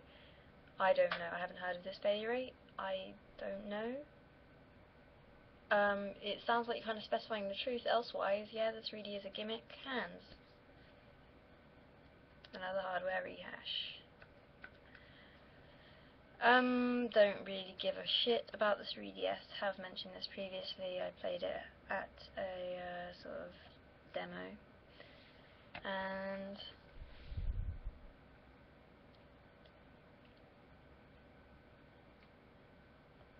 I just kind of wish that it wasn't coming out, and then that all the games that were coming out on it would be playable on my current DS. Bummer. Probably about a 7. Which is untoward. I don't think this helped things. I don't think that woke me up or energized me. I had some shitty cheap energy drink, but it kind of just made my neck hurt. Neck throat is now hurt. And still feeling kind of sleeps. Sleeps-o. Sleeps-o. I don't want to go to bed though. Of course not. That might actually help my life. On both accounts. I don't know. I tell people things and they ask me this, but the truth is, I haven't the foggiest. I don't even feel like I need to think about it, apart from in very pie in the sky. 3.14. I only know it's 2 decimal places. I'm not going to pretend to know it more than that, 'cause I guarantee that at least 7 people watching this do to the 70th.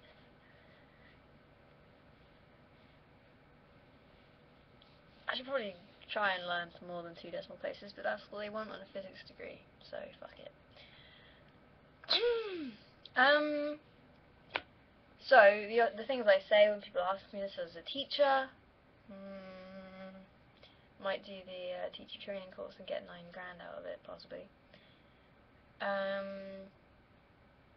A researcher, don't know about that because it's sort of like homework for life and forever. And a journalist in science, or, well, I say science because that seems, related, because the question always comes after they find out what my degree is about. So to say something completely tangential would, not even tangential, like previously tangential from the point I was at before the degree. So those are the things I say as to what the truth will bring us. Only time can tell. And I hope it would shut up. Look, fuck off, alright? You're the guy who came to me telling me to do my lab report, and then when I said, alright, I'm going to do it now. Not because of you, I may add. Because I chose to answer that question when I was going to do it anyway. So then you sort of sat there smugly like, I encouraged her, she will be thankful. No, I'm not thankful. You have 0 effect on my life with your annoying nudging. So just to prove this point, I'm not going to study for the exam at all. I will fail it, and it will be your fault, and that will be definitely worth just teaching you a lesson. So the necklace I'm always wearing currently is this. It's a feather, kind of looks like a leaf. I don't really have a lot of love for it. I just put it on and then I never took it off. That's kind of how it goes with me and jewellery. It'll be like, I'll put this on. And then I don't take it off out of pure laziness. No sort of tie. I mean, I always like them to some extent. This I kind of don't give a shit about, and it sort of does this a lot, and looks a bit spastic. So the only reason it's still on my neck after a month, I don't know, is because I'm lazy.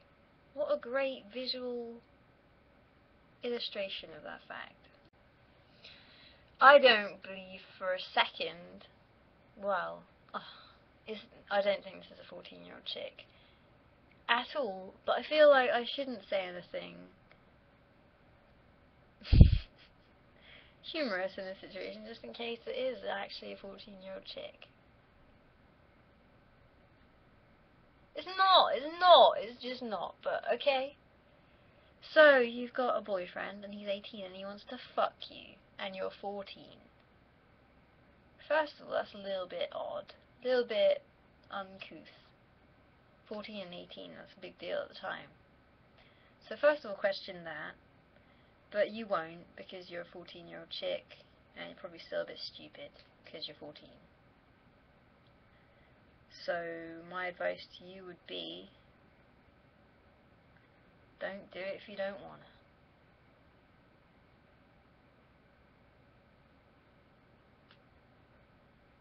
That's really all there is to say, isn't there?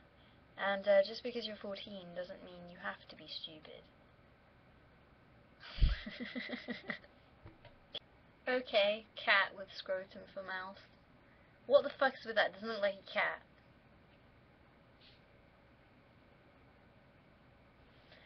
Belongings I ensure I have with me before I leave the house depends on what I'm going to do. Okay, so the consistent ones are the book I'm reading. Well, it's a thin book. It's a thin book of short stories by Google. Might continue to do that. Get really thin books of short stories for the tube and sundry. Wallet. If I'm going to university, then I need my books and my pens. If not, then I don't. Keys. Mobile phone. Sometimes DS. It's very dependent, so it's not a constant. Variables. Extraneous. April the 5th, which is, I just realised, is a week and 1 day away. Holy fuck. Time flies when you're living. I do actually have a mouse pad, it just wasn't down at the time because I take it away when I'm eating, sometimes. But fortunately for me, there's now a bit of a sticky mark there, so I always notice it's not down. Here it is. It has sharks on it.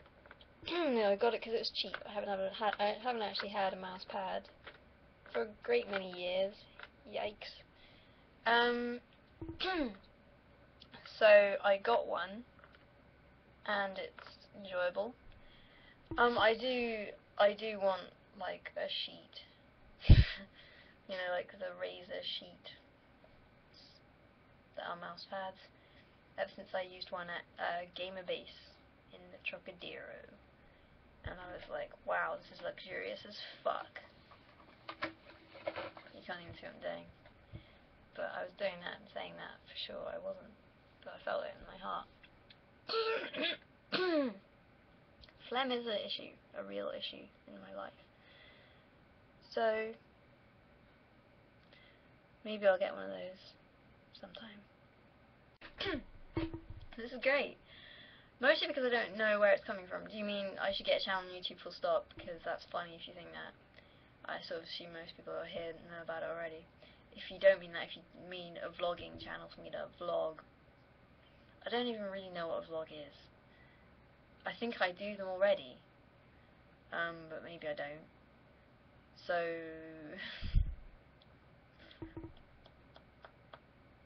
I feel like this is good enough right now for me. It's very quick, it's very easy, it's fun, and it's kind of vlogging, so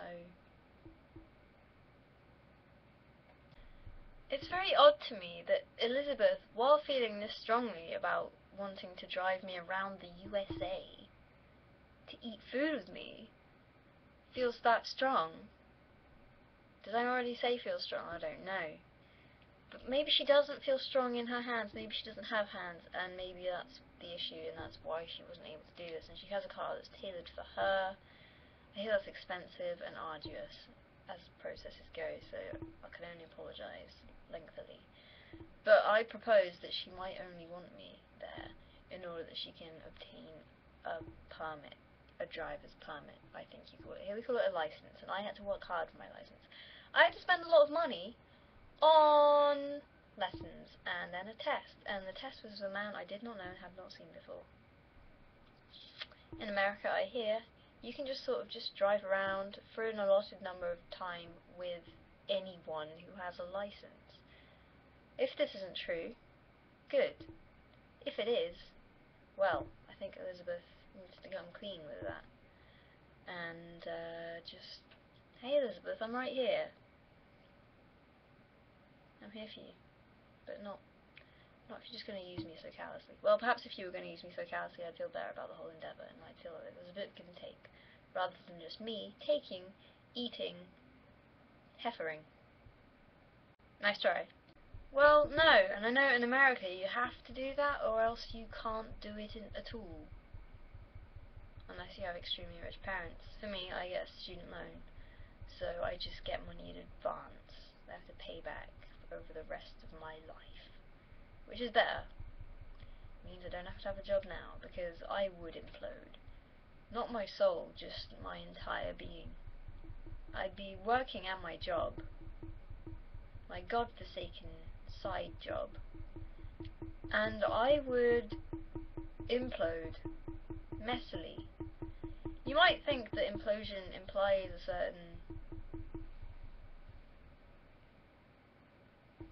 certain neatness, because you think everything just goes into one smaller area, at least. But my implosion actually involves quite a lot of propelled bodily fluid. I'm sorry to be so graphic, but I think it's important to know these things. So I don't think there's anything wrong with them. I feel really fucking bad for them, because fuck that. I know some people with jobs as well, and also fuck that. Why are you doing it? You have a student loan. But to each their own, and to own their each. The funny answer to this question is that I don't know. I genuinely don't know. I don't know how to talk to girls. That's funny to me, even. That's funny. If I find myself talking to a girl with ease, it's because I'm just fucking flirting with them. So they have to be hot, in the first place. And that's a bit fucked up. And I don't know how to rectify the situation. I don't have friends that are girls. I talk to girls sometimes and think, you're kind of cool and I'd like to be your friend, maybe. But the thing about friendships is they really stress me out, because like real friendships, because it's just commitments, and you can't say no to things very often because you just seem like a dick and you don't keep your friends. I know low-key friendship is good. I like low-key friendship, but when it's a girl who's a friend, I just can't imagine being able to deal with that.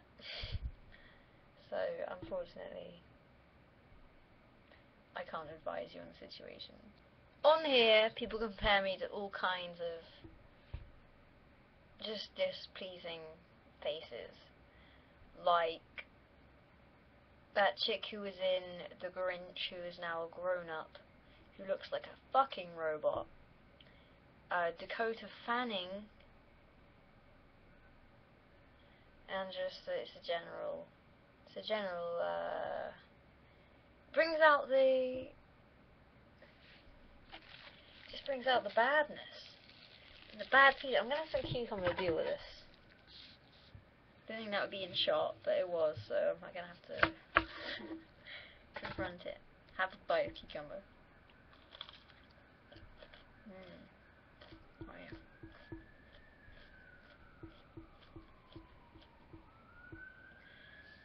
someone who I've been compared to, I like the comparison because it makes me feel good. They're after me again. Is Winona Ryder. I'd be very happy with that comparison. And I am when it happens.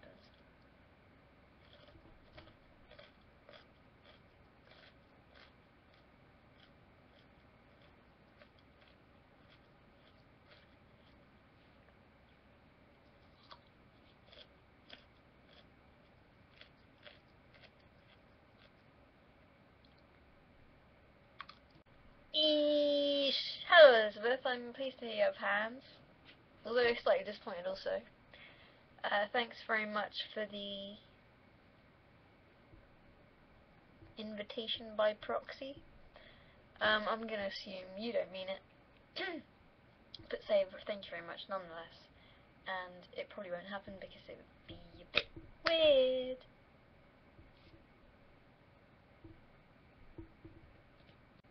I believe in I before E except after C, but not God. Yeah, I see what you're trying to do. Put people into little categorizations. A box for everyone. Isn't that your philosophy on life? Oh, let's put this person in a box. It's labelled. Let's label people as though they were cargo. Well, to you I say, I don't know why I'm doing this. I thought it was funny originally, but I just realised I've convincingly portrayed that person to the extent I seem like actually that person. I'm not quite sure how to... Well, let's just say that you win this round. It's I, and whenever I'm in that state, I have to complex conjugate myself in order to stop being so negative. If a girl was very, very similar to me, then yes. But she would have to be similar to me in so many different ways, like, well, mostly, well, I think for it to not... So she would have to feel the same way about me in terms of low-key friendships and how they're much better because they aren't commitments. And if I say no, I don't want to come out or do whatever stupid thing you want to do. No, it's probably not stupid. That's the good thing about if they're very similar to me. They probably want to do something that I want to do anyway. So if they were similar enough to me that I felt comfortable with them, but I just find it that difficult to even imagine.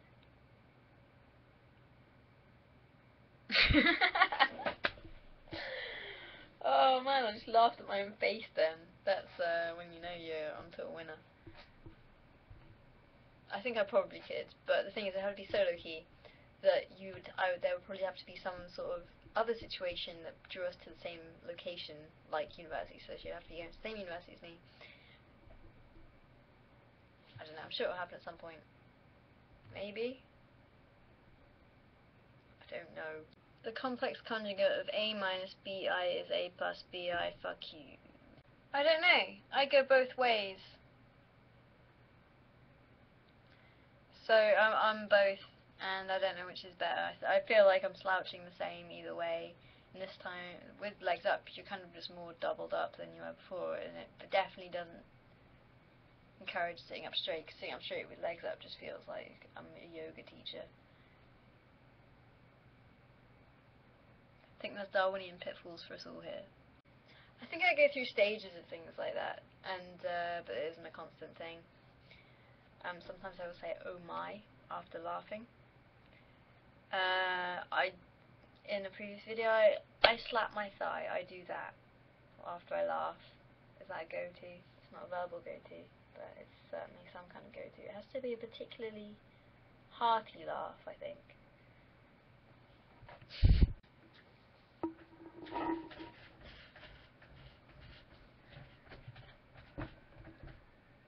I think you're probably American, and you list tea amongst your biography. I was going to say favourite things, but it isn't favourite things. There's a biography, and you actually thought, I'll put tea in there. I like tea. So I think you have a bit of an English fetish. And so of course you love Stephen Fry. He's marketed to you. Well, he's not marketed to you as much as he probably could be. I don't hate him, I just don't have any fondness for him. The problem with cool kids is that they're douches, almost uniformly fucking douches. And I don't have time for that. I think if you recorded my face when I was watching the film Rango, you would certainly get wide-eyed appreciation. I don't know if those words are the right ones, but maybe they are. April the 5th, which is, I just realised, is a week and 1 day away. Holy fuck. Time flies when you're living. No. Just no. I've been up all night. This isn't relevant, I just want to talk about it. Well, it's kind of relevant, but I just want to talk about it. Just shut up. I've been up all night writing a fucking thing that I should have written already that I didn't write. Because I was like, no, it'll be fine. And then I was just staring at an Excel spreadsheet for about an hour, just like, why isn't it working? Brain, do it, brain, look at it. What is wrong? The thing that was wrong is that I couldn't see it because I just couldn't make any sense of anything. Like, I was just going through the motions and I knew what I had to do, but I couldn't actually look at it and realise what was wrong. What was wrong is that fucking Excel, of course, I forgot, does everything in radians. Why? Like, Excel is for the fucking layman, majoritively. Oh, why? Radians? No, that doesn't help me. And I am on a physics degree. It should be optional. Why isn't it? And now there are birds. Every day there are birds. My window. Outside. Baby pigeons. They're not doing it right now. I've just put like a rug over the window because I thought maybe that would help. Hasn't done jack. Has done less than thereof. Jesus Christ, what a night. So I'm nearly finished at 8:24 AM. So definitely gonna have a nice last day of school and not just go hand in my work, come home and pass out. And another thing, my value for the Bohr magneton is whack. It's complete whack. I don't know why it's so whack. Other people didn't get such whackness. I only thought to, calculate it when I actually had to write a fucking lab report about it. I didn't think, I better check if this is alright and then maybe not do it if it's not alright. It's not alright, I got a value of 75.9 micro electron volts per Tesla, which is like, it's far wrong, and I've got to hand it in now. I've no choice, no other option. Well, I could feasibly do another one, but no, just look at this face. This face holds the head that is very similar to this face in terms of, why? Let this be a lesson to you, Rose. Don't do this shit. You say it every time though, and every time it happens, motherfucker. It wasn't that bad last time, but this time it's bad again. Because last time wasn't that bad, so I'm like, no, it's cool, I'm pretty great at life and everything, and nothing I do can ever go wrong, because I got an A in it. And, yeah. This has been fucking swell. I've enjoyed every second of it, and I'm continuing to enjoy every second.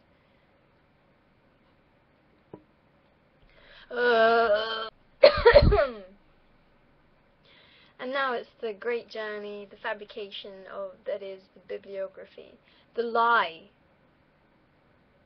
the barefaced deceit that has no shame. Guys, I like the internet, guys. The internet's really helpful and it teaches me things. And it's very interactive in that way. I can ask it a question and it will smile at me. Sometimes. And in this case, yes. Seaman.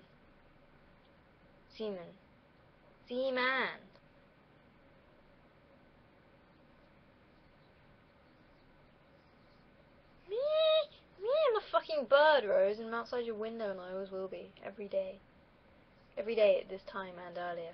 As, you know, the light will get light earlier, and I will be here waiting for just even the slightest excuse to just when you're up a bit late and fully regretting your whole life in that moment because you have to try and sleep through the meh. What am I going to do today? Am I going to stay up? I don't think so. That doesn't happen.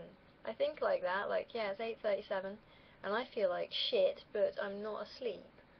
So I could feasibly get through the day. No. I'm gonna die out there.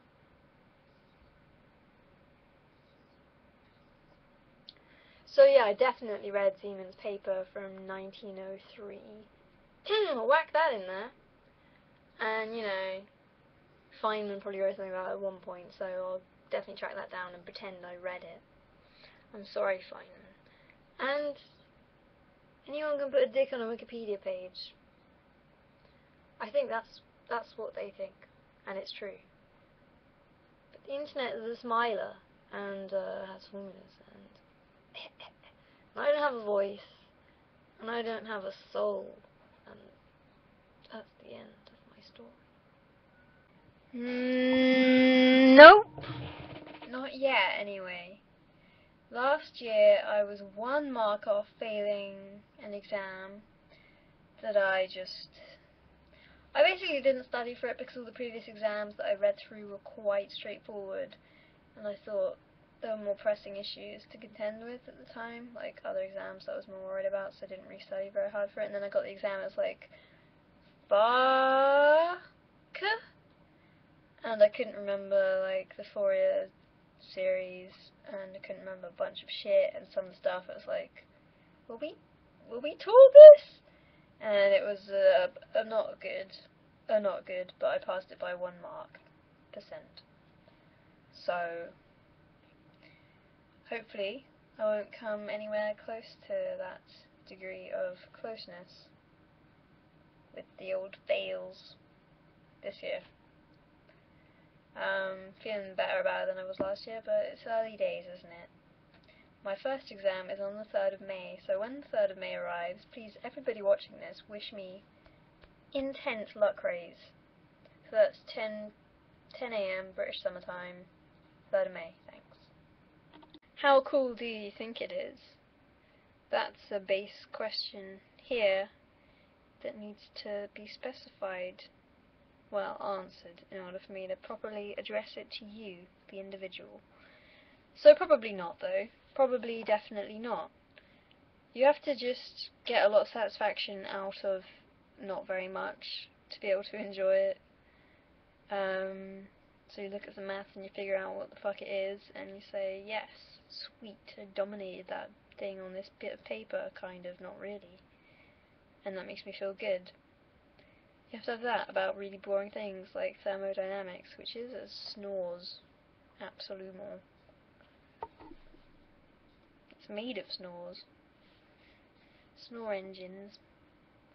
So, some of it's quite cool, and you sort of broach subjects, kind of, that you like or have had interest in, and then they are muted by the just...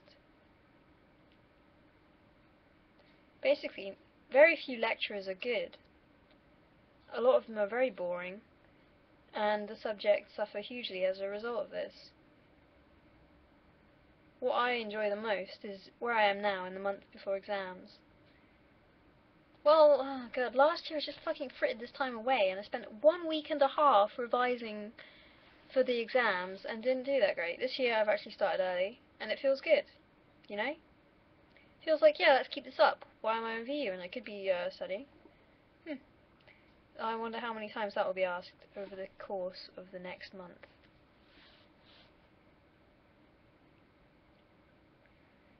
So, no, it's not as cool as you think it is to study, but it is pretty cool. You just have to have a bit of a masochistic streak and also like figuring things out. My views are as follows. Boo! It tastes like water. All budget cola is bad. Spa do an American cola that I have drunk and it wasn't so bad, but I can't really bear them. Lidl do a brand called Freeware. It's the freeware of Coke.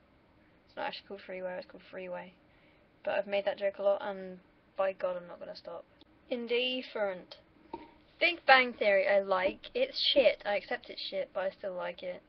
I think it's something to do with the colours, and sadly the subject matter. I like it because of it. I'm sorry. I don't even feel good about admitting it. I think I've done this before on here. I've definitely done it before several times in real life, even with people who like Big Bang Theory. I feel like, no, it's shit. Look at me. You like it, I like it. It's shit. As long as we accept that and feel bad about watching it and enjoying it, then that's alright, kind of. But people think it's actually, okay, no, I'm not above them, I'm them. Even if they think it's good, I'm still among them. I am their kin. I'm sorry myself. Sorry to myself. Ice cream, yeah. Ice cream, yeah. Ice cream, yeah. I like expensive ice cream.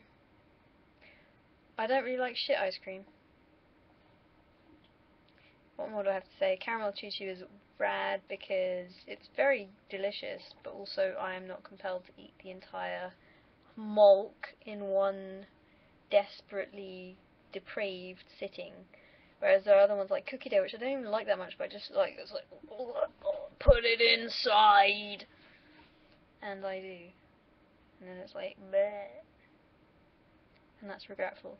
Girls who name their computers. I named my computer Rapist last year when I lived in quite a conservative household, and was aware the whole time that if anybody clicked network, they would see that my computer was called Rapist, all caps.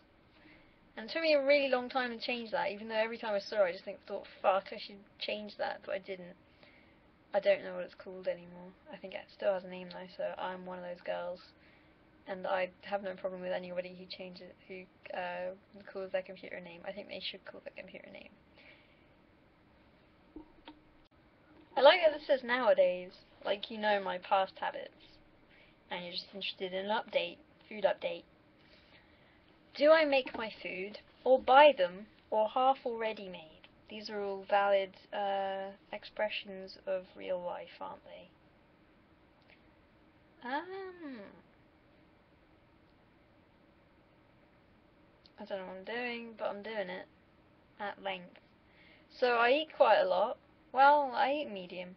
Yesterday I went out for a giganto meal with ribs and chicken and chips and salad and a gigantic piece of cake about yay. Came home, had some more cake. Cake is a substantial part of my diet. Cake.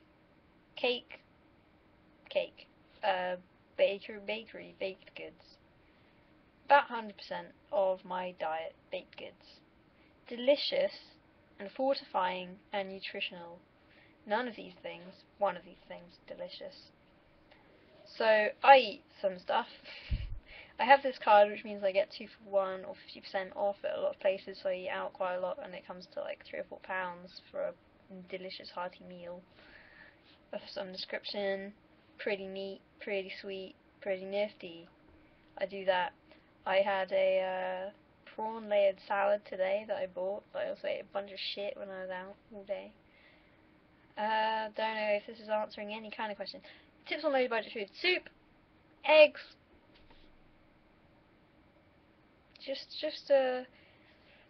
I buy like pack of turkey. This is the meal I cook. Pack of turkey, turkey sandwich. Make 2 turkey sandwiches out of 1 pack of turkey. That's some cheap eats, kinda good cheap eats. Protein. That's something I lack, and something I need to make up for with just a wedge in some bread. Bread, always. Always bread. Forever and a day, bread. Sure. But do you say quark or do you say quark? I say quark.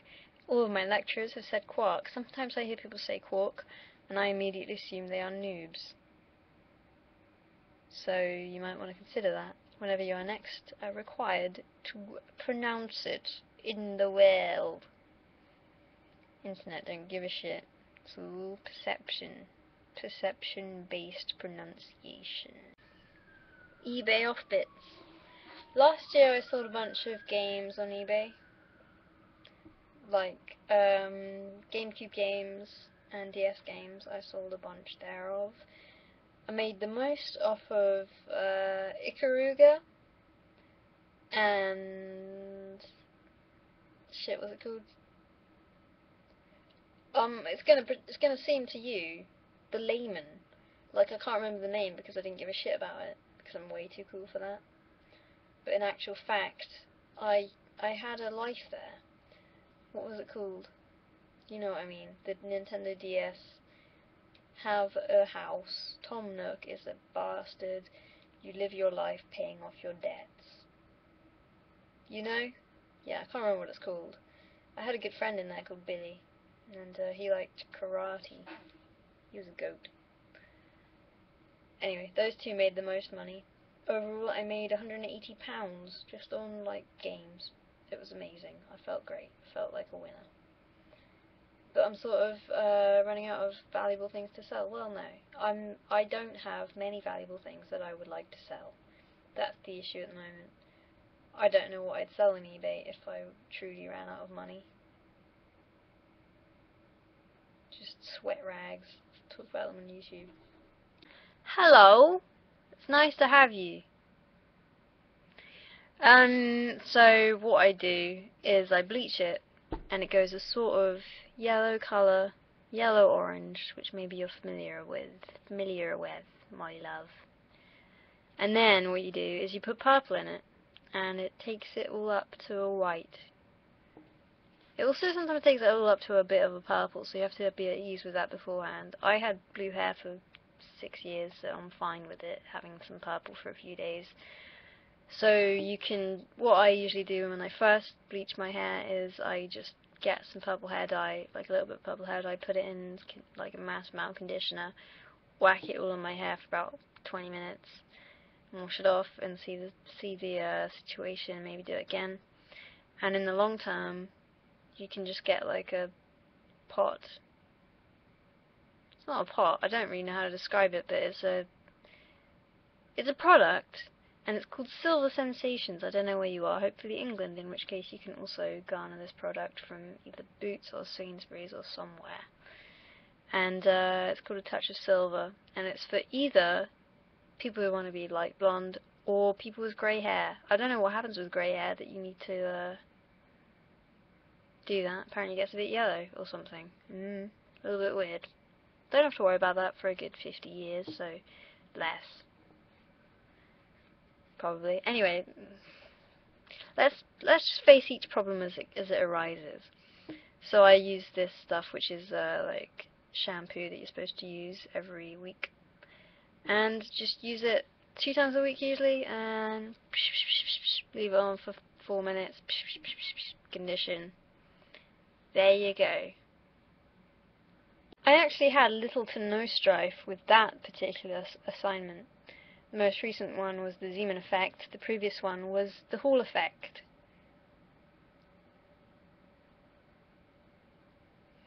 His graphs were great. I obviously go to a much classier establishment because check it out. Logarithmic curve, that is just beautiful, isn't it? Is it not? Look, a little bit of whack, but generally speaking, and then against the logarithmic scale, I just like to look at it sometimes. It's that classy. I even went on to determine the carry concentration and mobility alongside the band gap. But the Bohr magneton, let's not even think about that. But Randy Taylor was a weed, is a weed, was a weed, is a weed, will be a weed, will die a weed. And PJ, fucking PJ. Oh, I played paintball and now I can't see. What a fucking idiot. It's funny that you've picked that one out, as it's one of my least watched videos, and on reflection is rather retarded. I actually considered, at length, over the past 6 years of my life, recording an audiobook of some book, some chosen book, and putting it on the internet because I really like audiobooks and would like to donate to that. So hopefully I'll do that someday, and it will be some kind of epic story. I don't know what kind of epic story it is you require. I don't feel that story was very epic, was it? A little bit retarded. That's really the only word that can be utilised to aptly describe it. I think it's great, and anybody who's watching this and hasn't seen it should download it now and watch it when it arrives at its hard drive destination. My favourite colour is the space between blue and green, a rather distinct space that's closer to blue than green, and is sometimes described as teal, sometimes described as turquoise, and sometimes described by faggots as turquoise. I think it isn't shit, but I'm not a rabid XKCD-er. I don't go to the XKCD website every day, or even weekly, or even monthly, but occasionally I will see a comic from XKCD, and it's rare that it's shit. Sometimes it's just not very funny to me. But I think shit is a whole nother level. Sometimes it's quite good. It will be released, but it will disappoint everyone, apart from the people who will deny it to themselves or are stupid. I'll probably buy it in a Steam sale. Probably next summer or next Christmas. Yes, but there needs to be nothing else to do. I need to be stuck. Like, the most recent chess game I played, and the only chess game I've played in I think the previous 2 years, is on a train. That was ideal chessing conditions. I sadly lost, but it was a close run thing, and down to the very last few pieces. I don't know what it means, but I'd like to ask you a question based on this situation that arose in your dream mind. If I were to have hired you coming and be standing on my bed over there, and you come in the door over there, okay, so if I fire a bow and arrow and it hits either you or a friend, okay, let's say a friend, hits your friend, hopefully somewhere non-lethal, but incapacitating, and your friend goes down like a sack of bricks, and you're like, shit, my friend has an arrow sticking out of him, I'm not quite sure what I should do in this situation, I think I'm going to leave, or at least not pose any more threat to this chick. Or are you going to think, well, my friend's been taken down, but look at her, she's looking quite nervous and fairly slowly reloading the next arrow, I'm going to take her out and fuck her up even more than I was going to elsewise. Because I often think about this and I don't know what the best course of action would be. So thanks for any insight you are able. This keeps pausing in the most inopportune moments, and it makes me look like a retard when I blink, because it pauses just as I go down to blink and my eyes go whoop. So I'm not blinking in this response. Please no god fuck dry. Arid landscape of eyeball. I don't remember ever saying I don't shower, but maybe I did. I just don't remember. I do shower. I shower bi-daily. Because the production value on these is nil, zero, absolute nothing. And that's much easier for me to do. Basically, but you know, I haven't forgotten YouTube. I think it's rad. I think it's good. I'll swear engine. Great time. But I still haven't seen the last series, the third series. To begin with, I was like, no, I'm going to save that for a special time when I feel like I need it. But since then, I've heard that the third series doesn't really end properly because it was cut down in its prime. And that kind of makes me not want to watch it, because I have such fond open-ended memories of it, and I don't want it to get shut down! I like how the different in this question is just so far beyond the typo that it sort of points out that you can't actually spell different, which won't matter as long as you're doing a sciencey degree very much. You might lose 1 mark for doing something like that in a report of some description. They didn't give a shit, really. I write really well, but that doesn't really make much of a nevermind in my field. Fuck, so they're just harder. I mean, that's quite an obvious thing to say, and I think maybe you were hoping for something more explanatory. I remember thinking the same thing at A-level. It's just harder and much more in-depth, but depending on what you want to do, I mean, it's just quite a big step up. So if you're doing okay in subjects that are applicable to that course, then you'll be fine. It's a step up still, but you'll make it. Whereas if you're not doing so well in those subjects that you are hoping to continue at university, if they're in the sciencey realm anyway, I don't know about elsewise, then you might find yourself a little bit fucked. But you just have to put a bit more work in, so you can do it anyway. As long as they let you. It isn't rapist anymore. There's a small Chinese girl beneath me. Yeah. And she is on the same network as me, and if she saw that, well, last year I cared a lot more, I didn't change it. Anyway, I changed it regardless. I changed it before I even came here. This girl, her real name is Wing. That's an okay name. South Park slightly put a tinge of bad on that name, but it's okay. She could work it.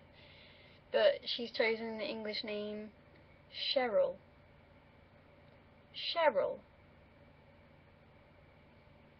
So her name on the network is Cheryl. I don't know if she would even look on the network, but she might accidentally once, and if she saw rapist, she might just start crying, because Wing doesn't know what to do about that. Anyway, I don't have Bluetooth in my mobile, so that's sort of, my mobile phone was £10, plus £10 credit, so no Bluetooth for me. I kind of feel like I have to, like that's kind of a challenge I've very unofficially, very avoidably set for myself to do at some point in my life, just because it seems like literally the worst thing you could ever do to yourself, beyond, I don't know if there are very many worse things than that, if it doesn't go very well anyway. If it goes well, I suppose it's still going to be a hugely traumatic experience, but it won't be as bad, but kind of assuming it's going to be awful and no one's going to laugh, I think is the best way to head into that sort of situation. So, I do consider it. I hope I do it someday. Nope, I don't think I ever would unless I changed. But that's kind of a change too far, I think. There'd have to be some serious upfuck in order for me to proclaim either veget or veganism. Terrier. So, no, I like eating food, and I like eating meat the most of all kinds of food, perhaps, I think. So I don't think I'd give that up, and I eat all animals, and would eat any animal just to see what it tasted like. When I'm at university, every single day. Some people are really fucking smart. How irritating. I go to university with a few of that ilk.